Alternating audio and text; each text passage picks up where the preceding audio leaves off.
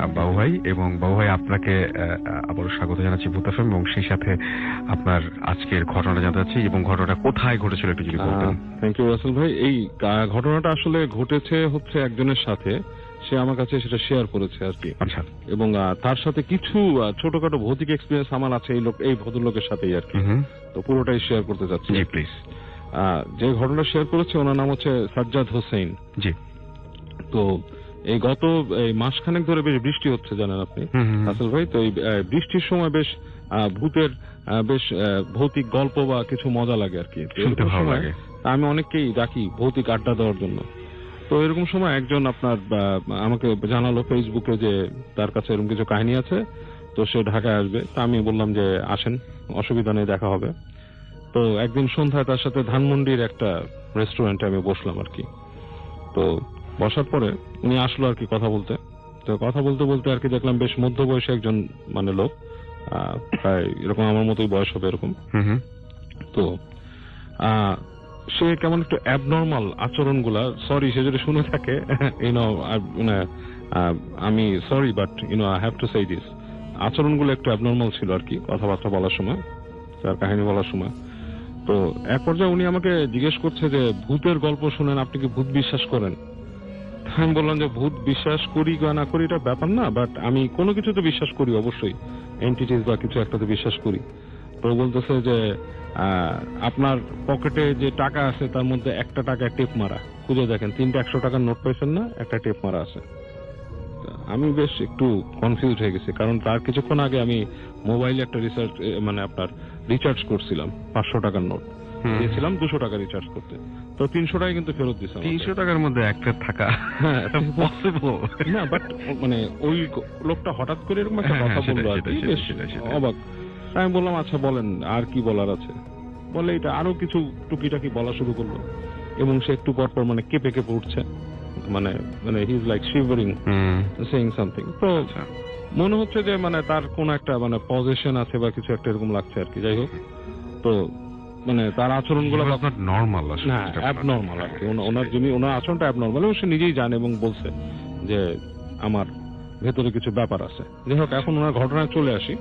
তো তার কথা অনুযায়ী যে সে অনেক কিছু বলতে পারে, হ্যাঁ, এবং সে আমাকে কিছু ঘটনা বলেছে, এবং তার মধ্যে কিছু কিছু জিনিসের আমি তাকে স্বীকার করি নাই, যদিও কিছু কিছু জিনিসের সত্যতা আসলে আছে, মানে probably he knows a little bit. তো ডিয়ার লিসেনার, আজকের এপিসোডটি খুবই ভয়ঙ্কর হতে যাচ্ছে, কেননা এই বিষয়টা আপনারা শুনতে পারবেন আরজে রাসেল ভাই, আফনান ভাই, ডক্টর আলিফ ভাই আর অনেকেরই সব থেকে বাছাই করা ভয়ানক ঘটনাগুলো আমি এই এপিসোডে শেয়ার করছি। আপনারা প্রত্যেকটি ঘটনা শুনলেই বুঝতে পারবেন।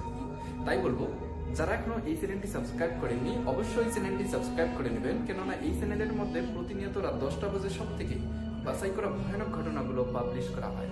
তাহলে চলুন এই ভিডিওর মধ্যে একটি লাইক দিয়ে আমরা প্রত্যেকটি ঘটনা শেষ পর্যন্ত শুনে আসি। তার এই জিনিসটা পজিশনের কাহিনীটা আমি বলি যে কিভাবে সেটা কি তার কন্ট্রোলে আছে নাকি? সে বলছে হ্যাঁ কন্ট্রোলে আছে, এবং সে এরকম মানে আর কি আপনার প্রায় অনেক কিছু বলতে চাইলে সেটা করতে পারেন, ব্যবহার করতে পারেন। যাই হোক, তিনি যেভাবে জিনিসটা পায় সেটা তার প্রথম পাওয়ার কাহিনীটা আমাকে বললো যে একদিন গ্রামে আর কি, গ্রামে থাকে অনেক দূরে আপনার ইসের এই মাগুরা ঝিনেদা এই অঞ্চলটা যেটা আছে, ওখানে একটা অঞ্চল, আমি এক্স্যাক্টলি বললাম না লোকেশনটা। তো একদিন রাতের বেলা সে আসছিল আর কি, কোন একটা গ্রামে অন্য কোথায় দাওয়াত খেয়ে সে আসতেছিল, এবং আপনার রাস্তা খুব নির্জন, মানে গভীর রাত্রি, রাস্তা নির্জন, কোনো মানে মানুষজন নেই আশেপাশে, মাটির রাস্তা, হেঁটে আসতেছে।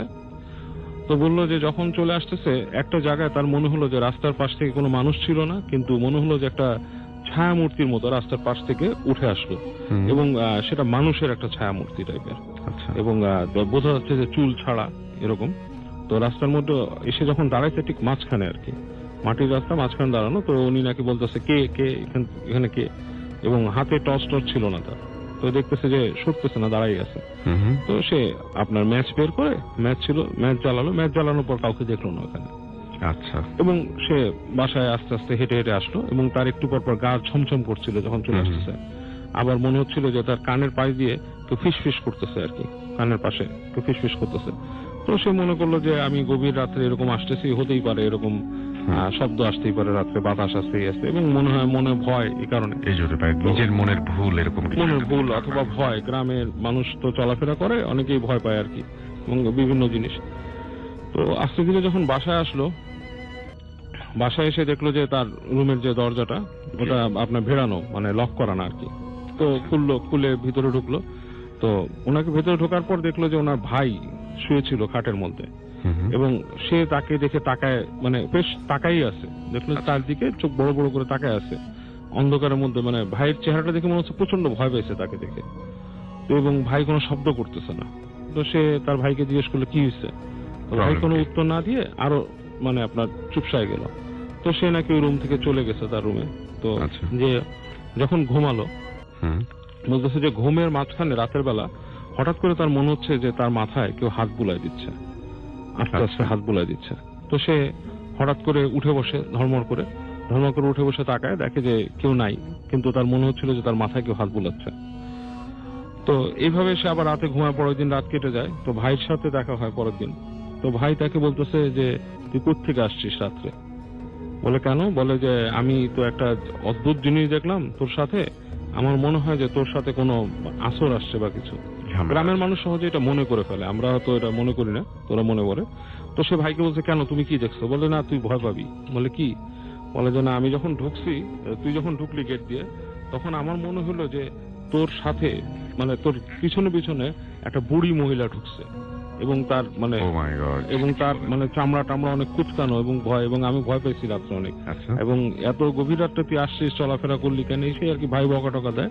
তো তাকে বলে যে তুই ওই হুজুরের কাছে যে ঝাড়া, অমুক জায়গায় হুজুর আছে, ওখানে যা, ওখানে যা ঝাড়া, তুই রাত্রেবেলা আসছিস, তোর বাতাস টাতাস লাগতে পারে, ওখানকার লোকাল ল্যাঙ্গুয়েজে। তো ও নাকি তখন আর খুব একটা দেয় না, মানে আপনার এটার গুরুত্ব দেয় না। তো দিনের বেলা তার কার্যক্রম যা আছে সে সব করে। কিন্তু সবচেয়ে মানে স্ট্রেঞ্জ ব্যাপার হচ্ছে যে তার ফলোইং একটা ডেতে আর কি, সে দুপুরবেলা পুকুরে গোসল করতে যায়। তো যখন গোসল করতেছে, তখন সে হঠাৎ করে দেখে যে পুকুর পাড়ে একটা বুড়া মহিলা বসা, তার পুকুরের একদম জনশূন্য একটা অবস্থা, তখন কেউ নাই, ভর দুপুরে একটা বুড়ি মহিলা বসা। তো সে আবার সেই বুড়িকে জিজ্ঞেস করে, এই বুড়ি কি চাও? তো বুড়িটা নাকি তার দিকে তাকায় কোনো মানে একটা আপনার ভাবলেশীন একটা দৃষ্টি দেয়, দিয়ে আস্তে করে আবার হেঁটে চলে যায় পেছন দিকে। তো তার মনের মধ্যে একটা ছ্যাদ করে ওঠে যে কি একটা মানে ব্যাপার, বুড়িটা কেমন একটা স্ট্রেঞ্জ জিনিস।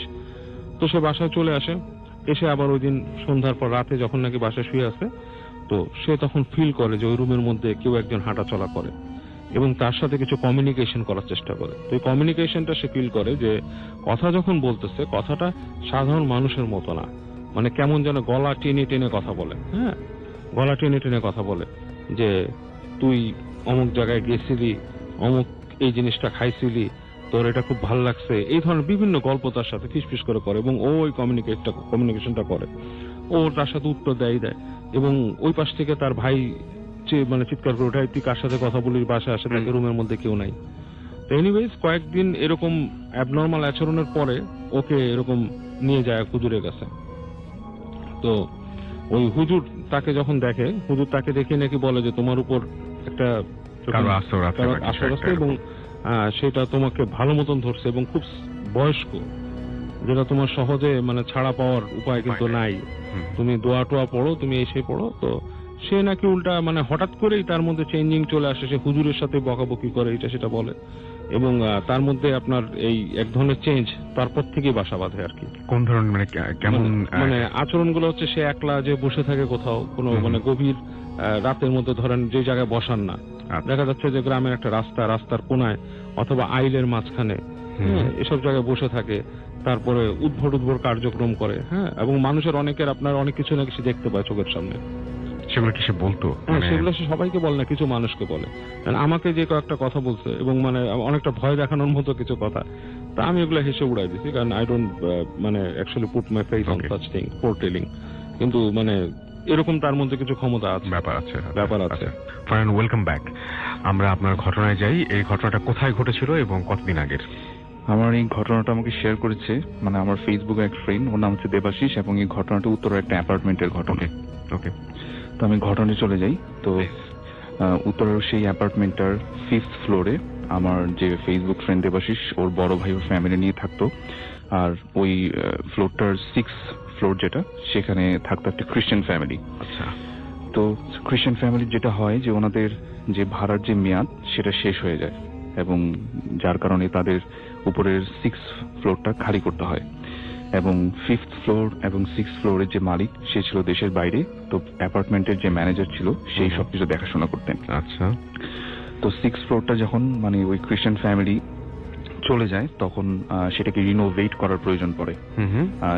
যখন রিনোভেট করতে হবে তখন যেটা দেখা যায় যে ওই রুমের বিভিন্ন জায়গায় ওই ট্রায়াঙ্গেলের বিভিন্ন শেপের অনেক ধরনের নকশা দেখা যায় বাসার ভিতরে আঁকা। এর মানে যে খ্রিস্টান ফ্যামিলির আগে ছিল তারা হয়তো এরকম কিছু ভিতরে মানে কোনো কুফরি কালাম বা এরকম কিছু একটা ব্ল্যাক ম্যাজিকের সাথে জড়িত ছিল, এরকম কিছু হতে পারে। তো আরো যেটা হলো যে ওই বাসার যে ভেন্টিলেটর ছিল, ভেন্টিলেটরের ভিতর থেকে অনেক ধরনের তাবিজ পাওয়া যায়। এবং পরে বাসার ম্যানেজার যখন তাদের সাথে কন্ট্যাক্ট করার চেষ্টা করে, তাদের ফোন নাম্বার, তাদের ঠিকানায়, তাদের কোনো হাদিসই পাওয়া যায় না যে মানে তারা আসলে যে ঠিকানাটা দিয়েছিল ওই ঠিকানায় এরকম মানে কেউ থাকতোই না আসলে। অথচ তারা কিন্তু এই ফ্লোরে প্রায় 1 বছর স্টে করেছিল। তো তারপর সেই ফ্লোরটাকে ভালো মতো রিনোভেট করা হয় এবং সেটাকে আবার পুনরায় ভাড়ার জন্য প্রায় 2 থেকে 3 মাস খালি রাখা হয়। তো ইন দ্য মিন টাইম যেটা হয় যে দেবাশিসের যে বড় ভাই সে 5th ফ্লোরে থাকতেন তার ওয়াইফ এবং তার 1.5 বছরের ছোট ছেলেকে নিয়ে। তো তার যে অভ্যাস ছিল, অনেক সময় যেটা দেখা যেত যে রাত্রে ঘুম না আসলে সে বারান্দায় বসে থাকতো এবং বসে সিগারেট খেত। তো এক রাতে সেরকমই বারান্দায় বসে সিগারেট খাচ্ছিল এবং হঠাৎ করে একটা সময় সে মানে তন্দ্রায় ঘুমিয়ে যায় আর কি, তন্দ্রাচ্ছন্ন হয়ে যায়। এবং সেই পর্যায়ে হঠাৎ করে মনে হলো যে বারান্দার গেটে কেউ একজন নক করলো এবং সাথে সাথে তার ঘাড়ে একটা ঠান্ডা হাতের স্পর্শ। আচ্ছা। এবং সাথে সাথে তার ঘুমটা ভেঙে গেল এবং ঘুম ভাঙার পরে সে পেছনে ফিরে দেখলো যে পেছনে কেউ নেই এবং সে তখন ভাবলো হয়তোবা তার ওয়াইফ তাকে ডাকতে এসেছিল। এবং সে সাথে সাথে তার বেডরুমে চলে গেল এবং গিয়ে দেখলো যে বেডরুম একদম খালি, কেউ নেই। তখন তার মনে হলো আজকে মানে যে আজকে তার ওয়াইফ আর তার ছেলে মানে বাসায় ছিল না, তার অন্য বাসায় ছিল। তার এটা হঠাৎ করে তখন মনে আসলো। তখন সে চিন্তা করলো হয়তোবা সে এটা হ্যালুসিনেট করেছিল, যে এরকম কিছু একটা নক করার শব্দটা, তারপরে পিছনে যে কেউ একজন টাচ করছে তাকে, এই শব্দগুলো হয়তোবা সে মনে হ্যালুসিনেশন করছে, এটা সে ভাবছে। কেননা সে সারাদিন অফিসে বিজি থাকে, তো সে এটা ভেবে মানে ঘুমানোর চেষ্টা করলো। এবং একটা পর্যায়ে রাত্রে হঠাৎ করে তার ঘুম ভেঙে গেল একটা ভয়ানক স্বপ্ন দেখে। এবং স্বপ্নটা ছিল এইরকম যে সে তার রুমে ঘুমানো এবং তার রুমের দুপাশে ছিল, বেডের দুপাশে ছিল 2টা জানলা এবং সোজাসুজি ছিল একটা বারান্দা। তো সেই বারান্দার গ্রিল এবং যে জানালার যে গ্রিলগুলো ছিল, সে স্বপ্ন দেখলো যে সেই গ্রিলটা ধরে একটা ছোট বেটে টাইপের একটা মানুষ যদি উপর থেকে পড়ে গেলে যেভাবে ঝুলে থাকবে গ্রিলটাকে ধরে, ঠিক সেভাবে ঝোলা অবস্থায়। এবং ওটা শেপটা হবে কোন একটা বামনের মতো এবং সম্পূর্ণ কালো কুচকুচে এবড়ো থেবড়ো চুল এবং মনে হচ্ছে যে ওই জিনিসটা তার দিকে একদম চেয়ে আছে। শুধু একটা না, 3টা জায়গায় 3টা এরকম 3 জন তার দিকে তাকায় আছে, এরকম মনে হচ্ছিল তার। এবং সে যখনই রাত্রে ঘুমাতে গেল প্রত্যেকবার একই স্বপ্ন দেখলো এবং একই ভাবে ঘুম থেকে ভেঙে গেল এবং সে রাতে আর ঘুমাতে পারেনি। পরদিন যখন তার ওয়াইফ তার বাসায় আসে, সে তার ওয়াইফের সাথে এই ঘটনাগুলো শেয়ার করেনি আসলে, কেননা সে সারাদিন বাসায় একা থাকে, ভয় পাবে। সে যেটা করলো যে এর পরে কয়েকদিন পরেই তার ওয়াইফ তাকে বললো যে আমি একদিন বাসায় ছিলাম, তো দুপুরের দিকে যখন আমি গোসল করতে যাই, রুমের বাহির থেকে হঠাৎ করে মনে হচ্ছে কেউ যেন নক করতেছে, মানে বাথরুমের গেটের বাইরে থেকে। অথচ বাসায় কিন্তু কেউই থাকতো না, শুধু 1.5 বছরের ছোট শিশু থাকতো। তো এইরকম এই ঘটনাগুলো যখন সে তার হাজবেন্ডের সাথে শেয়ার করলো, তার হাজবেন্ড তো বললো যে তুমি হয়তো বা হ্যালুসিনেট করছো, এরকম কিছু নাই আসলে। অথচ সে এটা তাকে শেয়ার করেনি, তার নিজের সাথে এরকম একটা ঘটনা ঘটেছিল, এটা তার ওয়াইফের সাথে তখনও শেয়ার করেনি, কেননা ভয় পেতে পারে। তো সে নিজে নিজে চিন্তা করলো এগুলো আসলে কি, কেননা তার এই ভূত এই বিষয়গুলোতে কোনো প্রকার ট্রাস্ট ছিল না। প্রায় কয়েকদিন এভাবেই কেটে গেল এবং হঠাৎ করে নতুন কিছুর উৎপাত শুরু হলো এবং সেটা হচ্ছে 6th ফ্লোর, যেটা একদম সম্পূর্ণ খালি ছিল। সেইখানে হঠাৎ করে যেটা হয় যে হিল পরে যদি কেউ হাঁটে যেরকম সাউন্ড হবে, সেরকম সাউন্ড রাতের বেলা শোনা যেত। আবার মনে হতো যে কেউ পাটায় কিছু বাড়তেছে, এরকম কিছু সাউন্ড তারা শুনতে পেত। আবার মাঝে মাঝে মনে হতো যে ফ্লোরের ভিতরে বড় বড় বালতি দিয়ে কেউ পানি ঢালতেছে, এরকম কিছু সাউন্ড তাদের আসতো। ইভেন 4 তলায় যারা থাকতো তারা অনেকে এরকম সাউন্ড পেত। তো এই সবকিছু ম্যানেজারকে জানানো হয়। তো ম্যানেজার যেটা পরে করে যে 6th ফ্লোরটাকে একটা হুজুর ডেকে মিলাদ পড়ানো হয়, মানে ঘরটাকে বন্ধ করে দেওয়া হয়। এরপর আর এরকম কোনো সাউন্ড তারা পায়নি। কিন্তু বেশ কয়েকদিন পরে তার ওয়াইফ, সে এবং তার ছোট যে ছেলে ছিল 1.5 বছরে, তারা একসাথে ঘুমাচ্ছিল এবং হঠাৎ করে তাদের যে খাটটা ভাইব্রেট করতেছিল এবং এই আচ্ছা। ভাইব্রেশনে হঠাৎ করে তার ওয়াইফের ঘুম ভেঙে যায় এবং ঘুম ভাঙার পরে সে লাইট অন করে দেখে যে না, সব ঠিক আছে, এরকম কিছু নেই। সে ফার্স্টে মনে করছিল ভূমিকম্প বা এরকম কিছু একটা হবে। সে আবার লাইট অফ করে আবার ঘুমাতে গেল, আবার একই ঘটনা। তখন সে আর নিজে উঠলো না, সে তার হাজবেন্ডকে উঠতে বললো। তার হাজবেন্ড উঠে লাইট অন করে দেখলো যে সব ঠিক আছে এবং সেই মুহূর্তে রুমের ইলেকট্রিসিটি সম্পূর্ণ চলে গেল। এবং হঠাৎ করে পাশের যে রুম, ড্রয়িং রুম, সেই রুম থেকে একটা অদ্ভুত একটা বিকট শব্দ আসা শুরু করলো। শব্দটা হচ্ছে এইরকম যে ওই পাশের রুমটাতে ছিল স্টিলের আলমারি। স্টিলের আলমারিটাকে যদি কেউ ধরে টানাটানি করে যেরকম সাউন্ড হবে, সেরকম একটা সাউন্ড তারা পাচ্ছিল। এবং এই সাউন্ডটা শোনার পরে তারা বেশ ভয় পেয়ে গিয়েছিল, কারণ আশেপাশের রুমে কেউ থাকে না, তারা 3 জনই পরিবারের সদস্য। তো তখন হাজবেন্ড যেটা বললো যে আমি একটা টর্চ লাইট নিয়ে দেখে আসি পাশের রুমে যে কি হচ্ছে আসলে, তুমি বাবুর পাশে থাকো। সে যেটা হলো যে ওই টর্চ লাইটটা নিয়ে পাশের রুমটাতে গেল। পাশের রুমটাতে যখন সে গেটটা খুলবে, তখন মনে হচ্ছিল যে ভেতরে কাচের কোনো কিছু সে কেউ ভাঙতেছে আর ওই স্টিলের আলমারিটাকে বারবার নড়াচ্ছে, এরকম একটা সাউন্ড। সে আস্তে করে গেটটা খুললো এবং ভেতরে দেখলো যে সম্পূর্ণ অন্ধকার, ইলেকট্রিসিটি নেই। টর্চের আলোতে সে দেখলো যে আলমারিটা একদম যে জায়গায় ছিল সেই জায়গায় 1 ইঞ্চি ওটা নড়েনি। আর ঘরের প্রত্যেকটা জিনিস সব ঠিক আছে, কিন্তু ওই আলমারিটার পাশে দেয়ালে তার মৃত বাবা মার যে ছবিগুলো ছিল, ওই ওরা তো মানে মালা দিয়ে রাখে ছবিগুলোকে, ঠিক আছে, ওই ছবিগুলোর যে কাচের ফ্রেমে বাঁধানো ছিল ওগুলোকে দুমড়ে মুছে কে জানি ফেলে রাখছে মাটিতে। আচ্ছা। তো এইটা দেখে সে ভয় পেয়ে গেছে, এটা তো কোনো চোরের কাজ হবে না, তো এটা হয়তো বা কোনো খারাপ কিছু হয়তো বা আসছিল। Obviously. আর আলমারিটা একদম ওই জায়গাটা দিয়ে আছে যেটা আগে ছিল যেখানে। তো তখন একটু সে ভয় পেয়ে গেল। তখন সে চিন্তা করলো যে না, সে এই রুমে থাকবে না, বের হয়ে যাবে। সে যখন বের হতে যাবে, ওই টর্চ লাইটের আলোতে একটা অদ্ভুত জিনিস তার চোখে পড়লো। সেটা হচ্ছে যে তাদের ড্রয়িং রুমের টোটাল ছিল 4টা উইন্ডো, ডান পাশে বাম পাশে টোটাল 4টা উইন্ডো ছিল। এবং উইন্ডোগুলা, সে যে একটা স্বপ্ন দেখছিল, আমি যেটা বললাম একটু আগে, সেই স্বপ্নটা দেখার পরে সে তার বাসার প্রত্যেকটা উইন্ডো পর্দা দিয়ে মানে ঢেকে রাখতো, কখনো খোলা রাখতো না। আমি যে একটু আগে স্বপ্ন দেখার কথাটা বললাম, তো সে দেখলো যে অন্ধকারের ভিতরে ওই উইন্ডোর পাশে যে পর্দাটা, সেই পর্দাটার নিচে 2টা পা দেখা যায়, এবং পাগুলো হচ্ছে অনেক পর্দার নিচে পা দেখা পর্দার যায়। নিচে, হ্যাঁ, মনে হচ্ছে পর্দার আড়ালে কেউ লুকানো, এরকম 2টা পা। এবং পাশে যে উইন্ডোটা, ওইটার নিচে একইভাবে 2টা পা। ও মাই গড। ইভেন আরো যে 2টা উইন্ডো, ওগুলার নিচে 2টা করে পা, মানে টোটাল 4টা কিছু মানে ওই পর্দার ভিতরে লুকানো। জাস্ট ইমাজিন যে আপনি আপনার ঘরে আছেন এবং আপনি হঠাৎ করে আপনার পর্দার দিকে তাকালেন এবং দেখতে পেলেন যে সেখানে পা। তাহলে কেমন এবং লাগলো? পাগুলো ছিল সম্পূর্ণ কালো কালো। এবং অনেক মানে অস্বাভাবিক মোটা। আচ্ছা। তো এটা দেখার পরে সে টর্চ লাইট ফেলে এক দৌড়ে সেই রুম থেকে বের হয়ে গেল এবং সাথে সাথে তার বেডরুমে গেল। বেডরুমের গেট লক করে তার ওয়াইফকে আর কিছু বললো না এই ঘটনার কথা। সে চিন্তা করলো যে বাসার কিছু হয়তো বা কোনো খারাপ কিছু উপদ্রব হয়েছে। সে যেটা করলো যে পরদিন পুরো বাসায় পুজো দিল এবং একটা পণ্ডিত থেকে পুরো ফ্লোরটাকে পিউরিফিকেশনের একটা ব্যবস্থা করলো। এবং সে তার মনে একটা অ্যাসুরেন্স দিল যে না, আমি এখন পিউরিফাইড করে ফেলছি আমার পুরো বাসাটাকে, আর কোনো প্রবলেম হবে না আশা করি। রাইট। তো এইভাবে কয়েকদিন ভালো মতো কেটে গেল। ঠিক কয়েকদিন পরে আবার একই ঘটনা। সেটা হচ্ছে মনে হচ্ছে একদিন গভীর রাতে, এক রাতে হঠাৎ করে মনে হলো যে তার রুমের ভিতর কি একজন গঙিয়ে গঙিয়ে কান্না করতেছে এবং এই কান্নার শব্দে, তার মানে এগুলো চলতেই আছে। হ্যাঁ, এগুলো চলতেই নানান আছে। জিনিসপত্র একটু ব্রেকে চলছে। ব্রেকে এই জিনিসটা একটু পরপর হচ্ছে আর কি। তো এই কান্নার শব্দটা ফার্স্টে তার ওয়াইফের কানে আসলো এবং সে ঘুম ভেঙে গেল। ঘুম ভেঙে যাওয়ার পর স্বাভাবিকভাবে তার যে পাশে যে বাচ্চাটা, সেটাকে হাত দিয়ে দেখার চেষ্টা করলো যে তাদের মাঝখানে যে শোয়া যে শিশুটা, দেখলো যে ওটা নাই ওখানে। আচ্ছা। ঠিক আছে। তো তখন তো সে ভয় পেয়ে যায়। তখন ভয় পেয়ে যাওয়ার পর সে তখনও সে গঙ্গানি শব্দটা শুনতে পায়।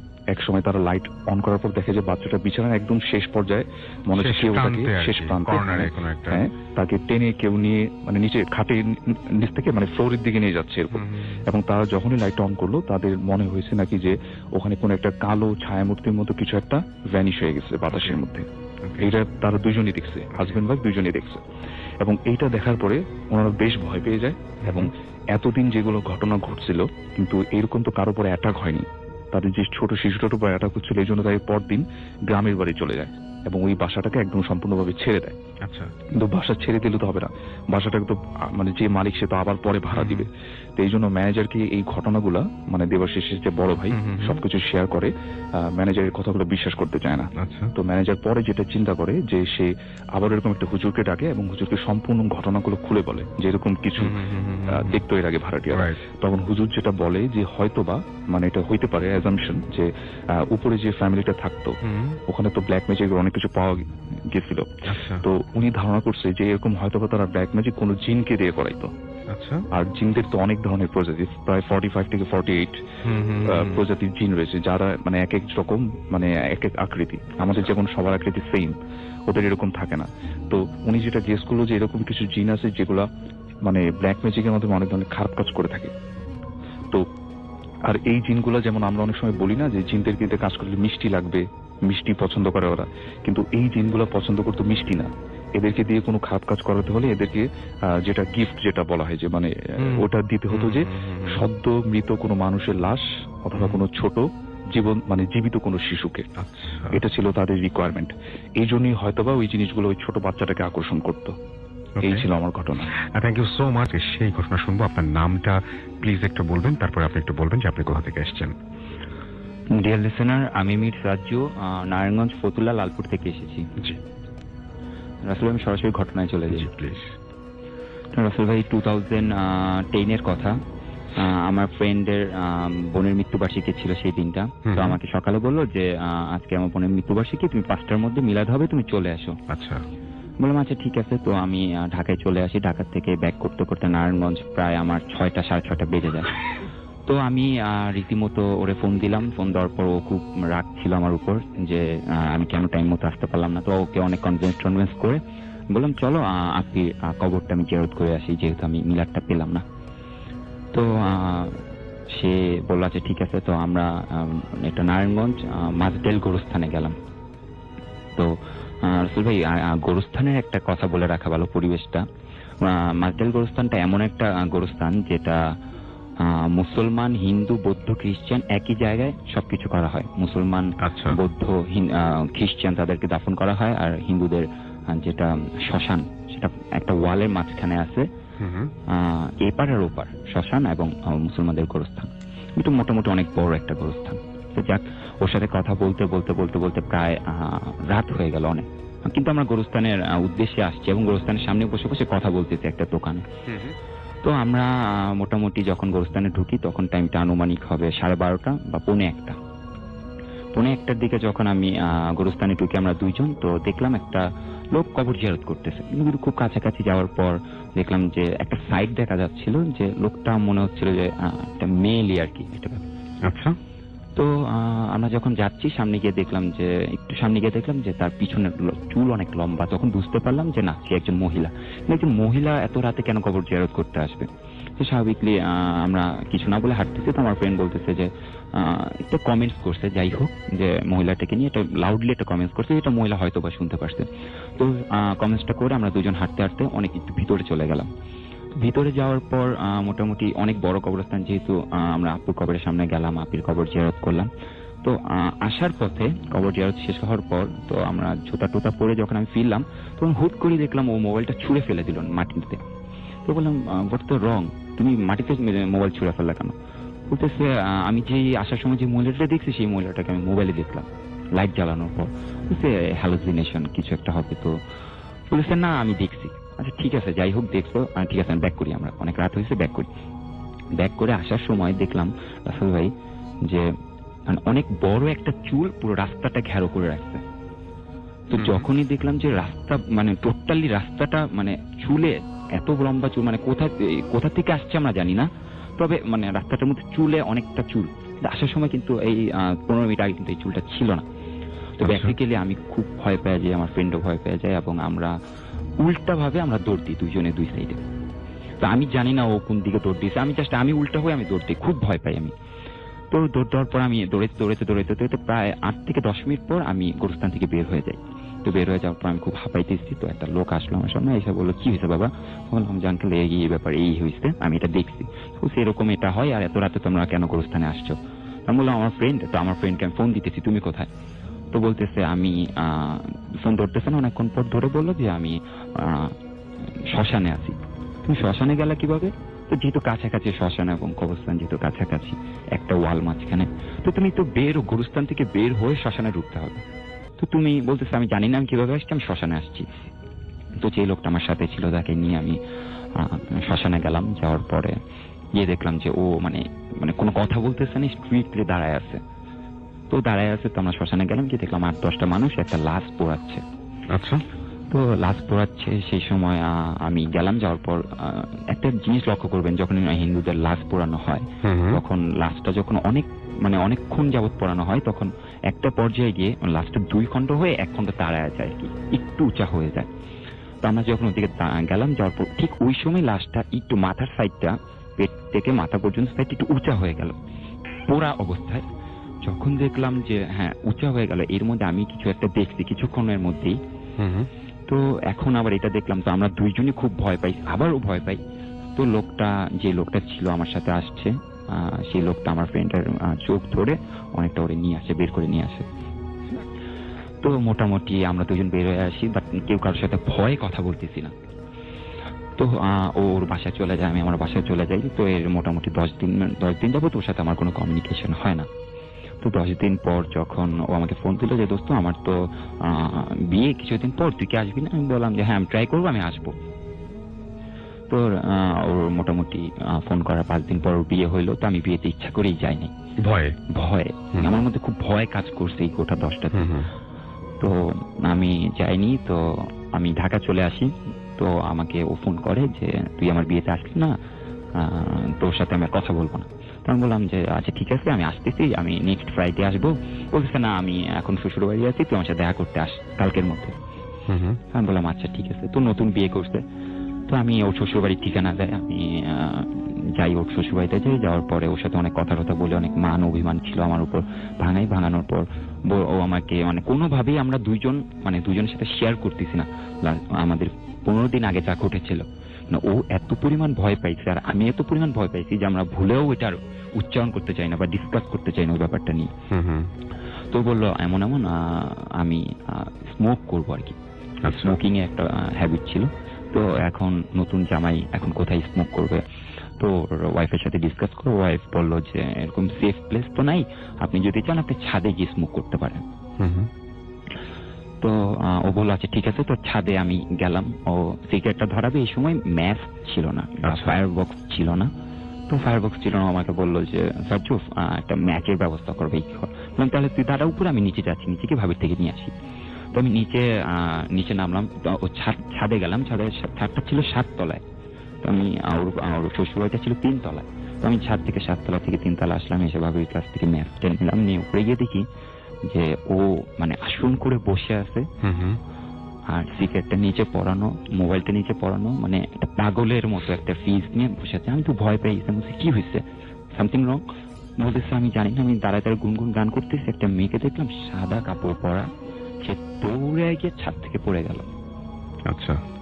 তো আমি তো টোটালি শকড, বলতেছি যে এরকম কেন হচ্ছে, এবং ও বলতেছে যে আমার সাথে এরকম কেন হচ্ছে, আমি 15 ডেজ আগে এরকম একটা সম্মুখীন হয়েছে একটা ঘটনা, আজকে এরকম একটা ঘটনা।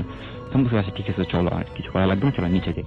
আমরা যখন যাচ্ছিলাম, নিচে নামতেছিলাম, আমাদের দুজনের হাত পা টোটালি ভাইব্রেট হচ্ছিল যে আমরা কি দেখলাম। এবং আমি ঘটনাটা এখন শেয়ার করতেছি, এখন আমার হাত পা কাঁপতেছে, চিন্তা করলে যে সেই দিন কি ঘটেছিল, কি দেখেছিলাম। জি। তো বাসায় আসলাম, আসার পর ও বলতেছে না শ্বশুর ভাই থাকবেই না, এরকম একটা সিচুয়েশনও থাকবে না। ওর শাশুড়ি, ওর বউ অনেক কনভিন্স করে ট্রাই করলো, আমার কারোর সাথে কিছু শেয়ার না করে ও বলতেছে আমার নিয়ে যাবি তুই আজকে, আমি থাকবো না এদিকে। তো মোটামুটি ও আর আমি অনেক কনভিন্স করে শাশুড়িকে, তারপর ও বাসায় চলে আসে।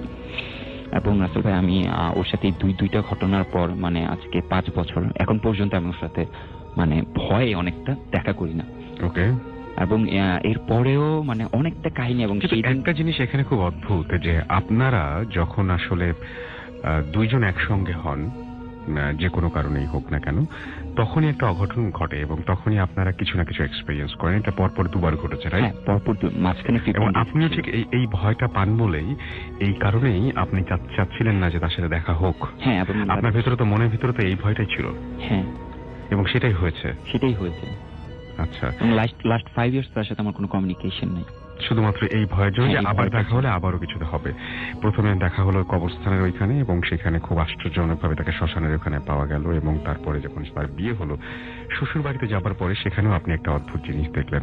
এবং আপনি বলছিলেন আমাকে অফ এয়ারে যে এই যে ঘটনাগুলো ঘটছিল, এই ঘটনার পরে আপনার জীবনই অনেক পাল্টে গেছে। হ্যাঁ, আপনার সাথে অনবরত এরকম ধরনের নানান ধরনের একটার পর একটা ঘটনা ঘটতে থাকে।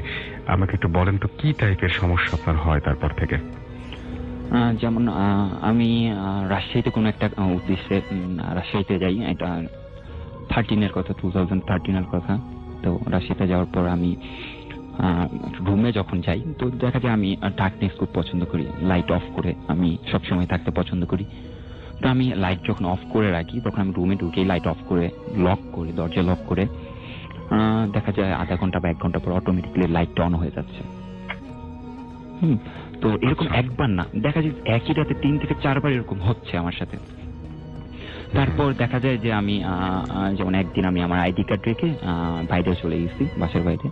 তো সন্ধ্যাবেলা যখন বাসায় ফিরছি, ফেরার পর এটা রাজশাহীতেই, জি, তো বাসায় আসার পর আমার আইডি কার্ডটা কোথায় আমি খুঁজতেছি সারা ঘর তন্ন তন্ন করে খুঁজে ফেলছি, বাট আমার আইডি কার্ড নেই, কোথাও নেই। তো আমি আমার রুম লক করে আমি কোনো একটা কারণে রিচার্জের জন্য বা কোনো একটা কারণে আমি বাইরে গেছি, আসার পর লক খুলে আমি যখন প্রথম প্রবেশ করি দেখি টেবিলের উপর আমার আইডি কার্ডটা। হাউ ক্যান ইট পসিবল যে আমার আইডি কার্ডটা আমি এত খোঁজাখুঁজি করলাম, গোটা 1 ঘন্টা আমি খোঁজাখুঁজি করলাম ঘরের, আমি কোথাও পেলাম না, টেবিলের উপর এখন কিভাবে আসলো? আচ্ছা, আপনি একটু বলেন তো যে আপনারা দুইজন যখন ছিলেন তখন যেরকম একটা ঘটনা প্রথম যেরকম ঘটেছিল, তারপরে এর পরে কখনো আপনি একা, মানে এই ওই ঘটনার পরে একা কোনো কিছু দেখেছেন? কোনোদিন ভয় পেয়েছেন একা? মানে একা যদি আপনি আসল ভাই বলেন তাহলে আমার একা একটা এক্সপিরিয়েন্স থেকে বলি জি, যে আমি বাসায় আসছি লেট নাইটে, তখন আনুমানিক 1:30 বা 2টা বাজে। জি, তখন আমি 1:30 বাজে, তখন আমি প্রায় সময় রাতের আমাদের বাসার একটা লম্বা চিপা, তারপর আমাদের বাসাটা। তো আমি লেট নাইটে কেচি গেট খুলে আমি চিপার মধ্যে যাই, কথা বলি বা কোনো কথা বলি, কেন বাসার মধ্যে কথা বলে আব্বু আম্মু মানে ডিস্টার্ব ফিল করে ঘুমের মাঝখানে। তুমি যখন রাতে যাই তখন একদিন আব্বু ডাইকা বলো যে তুমি রাতে যাও না এরকম ভাবে, মানে এত রাতে বের হওয়া উচিত না। আমি হাঁটতাম, এমনি একাই হাঁটতাম, কথা বলতাম ফোনে বা কোনো কিছুই করতাম। একদিন আমি যেটা দেখলাম যে আমি রাস্তা বাইরে বের হয়েছি, মাত্র কেচি গেট অফ করে চিপার মধ্যে মাত্র আসছি,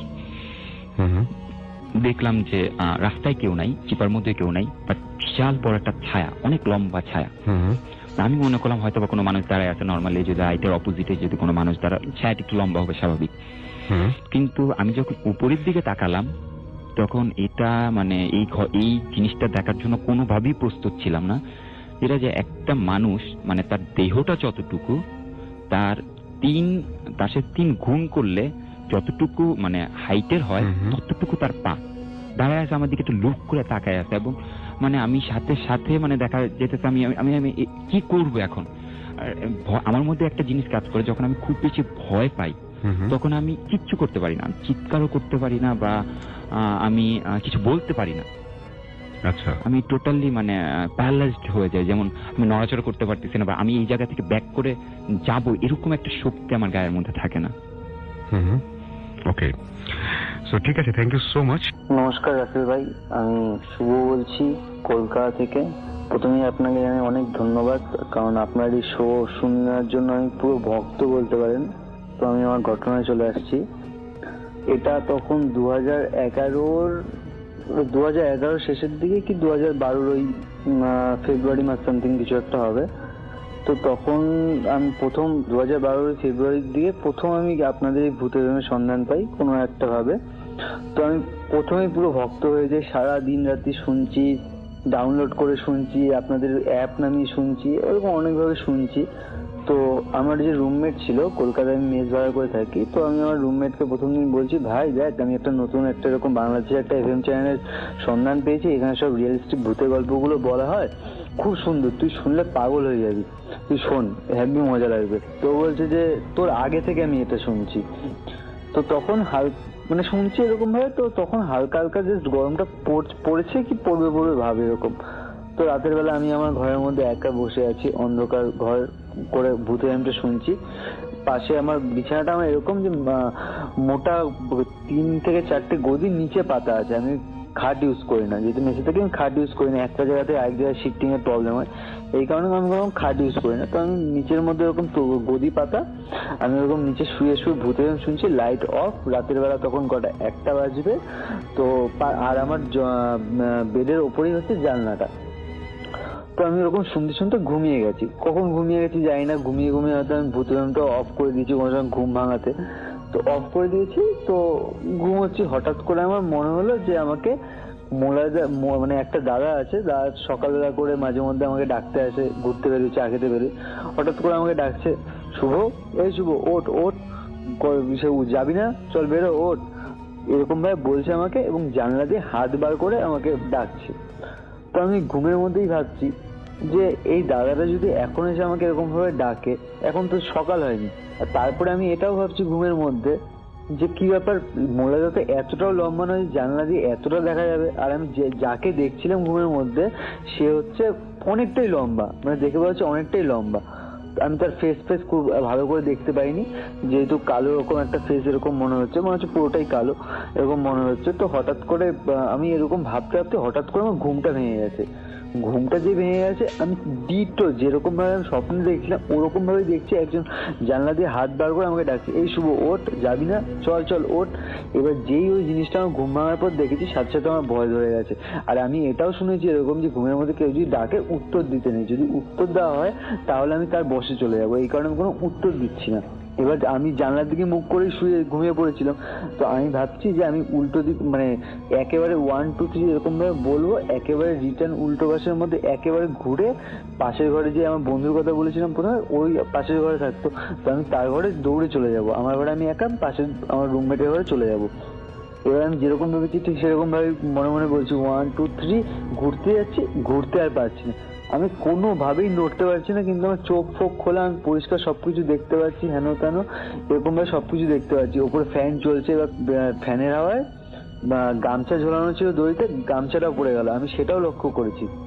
এবার কিন্তু আমি কোনোভাবেই নড়তে পারছি না। তখন হঠাৎ করে আমি হনুমান চালিসা পড়া স্টার্ট করেছি। হনুমান চালিসা যে পড়া স্টার্ট করেছি, মানে ওরকম ভয়ের মধ্যে পড়তে পড়তে পড়তে পড়তে হঠাৎ করে আমি যেরকম ভাবে ভেবেছিলাম ঠিক ঘুরে উল্টো পাশে আমার রুমমেটের ঘরে দৌড় মারে চলে যাবো, আমি ঠিক সেরকম ভাবেই আমার রুমমেটের ঘরে চলে গেছি। এবার চলে গিয়ে দেখছি আমার রুমমেটরা ঘুমোচ্ছে, আমি ভাবলাম ডাকবো না, একটু বসি তারপরে ডাকছি ভেবে আমি আমার মানে রুমমেটের ঘরে বসলাম। বসার পরে ভাবলাম যে ডাকবো, থাক না ডেকে আমি একটু আবার আমার রুমটার মধ্যে হালকা করে ঢুকিয়েও নিচে মাথা বার করে আমি জানালার দিকে দেখলাম যে কেউ নেই। কিছুক্ষণ দেখার পরে যখন দেখেছি কেউ নেই, দৌড়ে আমি গিয়ে আমার ঘরের লাইটটা জ্বালালাম। এবার লাইটটা যেই জ্বালিয়েছি, জানার পরে চারিদিক দেখছি হেন তেন, তখন হঠাৎ করে আমার কেন জানি না মনে হলো যে পুরোপুরি স্বপ্ন দেখেছি, স্বপ্নের মধ্যে ভয় পেয়েছি, পুরোপুরি আমার এই কথাটা মনে পড়লো। তো এই কথা ভেবে হালকা ভয় মনের মধ্যে কাজ করছে, তো আমি গিয়ে ভাবলাম যে না ঘুমিয়ে যাই, লাইটটা অফ করে জানলাটা বন্ধ করে দিই। এবার আমি গিয়ে জানলাটা বাইরে হাত বার করে জানলাটা বন্ধ করলাম। আবার এটাও মনের মধ্যে ভয় ভয় কাজ করছে যে জানলাটা বন্ধ করার জন্য বাইরে হাত বাড়াবো, কেউ যদি হাত ধরে, যেহেতু হালকা ভয় পাচ্ছি। যদি আমি জানলাটা বন্ধ করলাম, বন্ধ করার পরে আমি নিজের মনে মনে হাসছি যে ফালতু ভয় পেয়ে গেলাম, স্বপ্ন কিরকম স্বপ্ন দেখলাম, যে স্বপ্নের ভেতরে স্বপ্ন, এইসব কথা ভেবে আমি হাসছি। ভাবতে ভাবতে আমি ভাবলাম যে লাইটটা অফ করে শুই। এবার যেই আমি লাইটটা অফ করতে গেছি, দেখছি নিচের মধ্যে ওই গামছাটা আমার পড়ে আছে, যেটা আমি স্বপ্নের মধ্যে যখন আমি ঘুরতে পারছিলাম না দেখেছিলাম যে হাওয়ার মধ্যে সে গামছাটা পড়ে গেল, তখন আমি বুঝতে পারলাম যে এগুলো একটাও স্বপ্ন ছিল না। যদি স্বপ্ন হতো তাহলে আমি বুঝতে পারতাম না যে আমার গামছাটা পড়েছে, যেটা দেখেছিলাম ঠিক তখনই ওটা দেখলাম গামছাটা পড়ে আছে। এটাই হলো আমার ঘটনা রাসেল ভাই। এবং তারপর থেকে আমি এখন প্রচন্ড ভীতু, রাতে ঘরে একা থাকতে পারি না, লাইট অফ করে ঘুমোই না, লাইট জ্বালিয়ে শুই। মানে ওই একটা ঘটনা আমাকে এখন লাইফে অনেকটাই ভীতু করে দিয়েছে, এবং এটার প্রতি মানে এই আত্মা বলুন, ভূত বলুন, জিন বলুন, এইসবের প্রতি আমার বিশ্বাসটা অনেক গাঢ় করে দিয়েছে। নমস্কার রাসেল ভাই। আমরা চলে যাচ্ছি আমাদের পরবর্তী অতিথির কাছে। আপনার নামটা প্লিজ একটু বলবেন, তারপরে বলবেন যে আপনি কোথা থেকে এসেছেন। হ্যালো লিসেনার্স, আমার নাম মেহেদি হাসান হৃদয়, চট্টগ্রাম থেকে এসেছি আমি। জি, আমি এটাই বলতে চাচ্ছিলাম, মেহেদি হাসান হৃদয় চট্টগ্রাম থেকে এসেছেন এবং অনেক কষ্ট করে এত দূর থেকে তিনি এসেছেন ঢাকায়। তিনি আছেন রিলেটিভের বাসায় এবং সেখান থেকে তিনি আমাদের এখানে অংশ নিয়েছেন, এবং থ্যাংক ইউ ভেরি মাচ যে এত কষ্ট করে এত দূর থেকে এখানে এসছে। কত ঘন্টা লেগেছে আপনার আসতে? আমাদের 9 ঘন্টার মতো লেগেছে চট্টগ্রামে পৌঁছানোর জন্য। ঢাকায় পৌঁছানোর জন্য। সরি, ঢাকা পৌঁছানোর জন্য। আচ্ছা, চলে যায় আপনার ঘটনায়। রাসেল ভাই, একটু আমার ঘটনা যাওয়ার আগে আমার ফ্রেন্ড আকিব যে আমার সাথে এসেছে তাকে যে অনেক আপনাকে thanks। ঢাকায় রেখেছেন এবং আপনাকে নিয়ে এসেছেন, ওকে, জি। Thank you very much Aqib. আচ্ছা, আমরা চলে যাই ঘটনায়। যে ঘটনাটা যেটা ঘটেছে সেটা হচ্ছে আমার বড় বোনের সাথে। জি। আমরা 4 ভাই বোন এবং আমার একমাত্র বোন যে বড়, তার সাথে ঘটনাটা শুরুটা হচ্ছে তার বয়স যখন 3 বছর কি 4 বছর সে সময়ে, সে বয়স 3 থেকে 4 বছর ছিল, তার হঠাৎ মাঝে মাঝে জ্বর আসতো এবং ঘুমের মধ্যে ঘুম ভেঙে যেত ভয়ে, এবং যে স্বাভাবিকই সে অনেক কান্না করতো ঘুম থেকে উঠে, অথবা যখন জ্বরটা সহজে যেত না। আমার আম্মু সেটার প্রতিকার হিসাবে ডাক্তার দেখাতো এবং মেডিসিন যেটা ইউজ করতো, কিন্তু মেডিসিনে সেসব কোনো কাজ হতো না। সেই মেডিসিনের কাজ না হওয়ার পরে এক সময় আমার আম্মু সেই প্রতিকারের জন্য একটি হুজুরের কাছে যায় এবং হুজুরটি বলে যে এটা খুব সহজে প্রতিকার করা যাবে না, এটা অনেক বড় একটা প্রসিডিউর হতে পারে, কিন্তু বর্তমান সময়ে একটি যাতে এটা ধরা বাঁধা রাখা যায়, ভালো থাকে কিছুদিনের জন্য, সেজন্য কিছু তাবিজ এবং পানি পড়ার আমি একটু পদ্ধতি- থামাই আপনাকে। জি। আপনি যেটা বলছেন আপনার নিজের বোনের ঘটনা, রাইট? জি কারণ আমি আরো একবার আপনাদের মনে করে দিতে চাই, এটা ওনার নিজের বোনের ঘটনা, এবং এই যে আমরা অনেক কিছু বিশ্বাস করতে চাই না, ওনার পরিবারে ঘটেছে এই ঘটনাটি, এবং এই ঘটনাগুলো শুধুমাত্র মুভিতেই দেখা যায়, বাট ওনার নিজের বোনের ঘটনা শুনিয়ে আমরা তারপরে কি হয়েছিল। তারপর হুজুর থেকে তাবিজ আর পানি পড়ার পরে কিছুদিন ভালো থাকে, কিন্তু কয়েকদিন পরে আবার সে একই সমস্যা, তার জ্বর আসে এবং ঘুমের মধ্যে ভয় পেয়ে উঠে যায়। তারপরে সেটার ভালো মতো একটি প্রতিকারের জন্য হুজুরের কাছে যাওয়া হয় এবং হুজুর বলে যে এটার প্রতিকারের জন্য তাকে যারা সমস্যা করছে তাদের সাথে আমার কথা বলতে হবে। সেজন্য তারা কি করে, আমার আপুর সাথে যে যারা আছে তাদেরকে হাজির করা হয়, যেটা বলে সেটা করছে। হাজির করার পরে তারা যেটা হুজুরটা যেটা জিজ্ঞেস করছে যাকে, যে তারা কিভাবে আসছে, কেন আসছে এবং কেন এই এত ছোট মেয়েকে ডিস্টার্ব করতেছে, এটা যখন তাদের জিজ্ঞেস করা হয় তখন তাদের থেকে জানা যায় যে তারা আমার বোনের বয়স যখন 3 দিন, তার মানে আতুর ঘরের মধ্যে তাদেরকে দেখে এবং তাদের পছন্দ হয় এবং সেজন্য তাদের লাইক করে, আমার আপুকে লাইক করে এবং তাদের দেশে নিয়ে যাবে। সেজন্য তারা বারবার চেষ্টা করে যেন যে কোনো ভাবে আমাদের দেশে তাকে নিয়ে যাওয়া যায়। ওকে। সেজন্য তখন হুজুর অনেক রিকোয়েস্টের মাধ্যমে তাদেরকে বলে যে এত ছোট মেয়ে এবং তাদের একমাত্র মেয়ে, তাকে যদি আপনারা নিয়ে যান তাদের অনেক সমস্যা হবে এবং তাদের অনেক দুঃখ পাবে। সেজন্য তাদের রিকোয়েস্টের আমার সেই হুজুরটার রিকোয়েস্টের উপরে তারা ছেড়ে চলে যায়, কিন্তু তারা বলে দিয়ে যায় যে আমার বোনের বয়স যখন 13 বছর হবে তখন তারা তাদেরকে আমার বোনকে নিয়ে যাবে।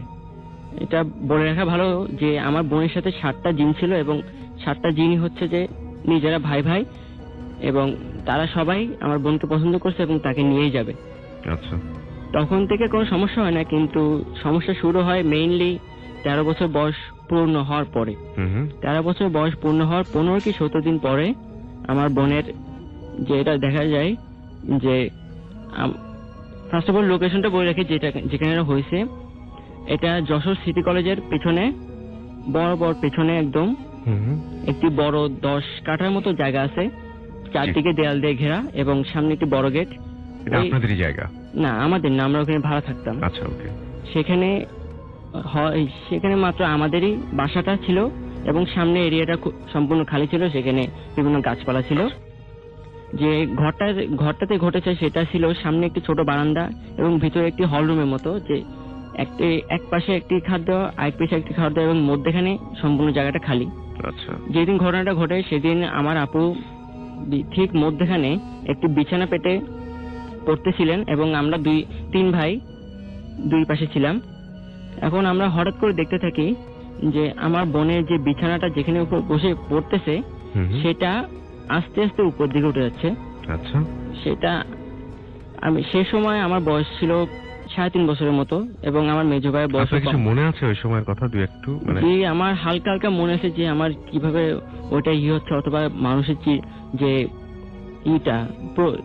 ভয়টা যে পাচ্ছে সেটা আমার হালকা হালকা মনে আছে, আচ্ছা, আর বাকিটা আমার আম্মুর থেকে আপনার শোনা। আম্মুর কাছ থেকে শুনেছেন। আচ্ছা, তারপর হ্যাঁ। কি হলো?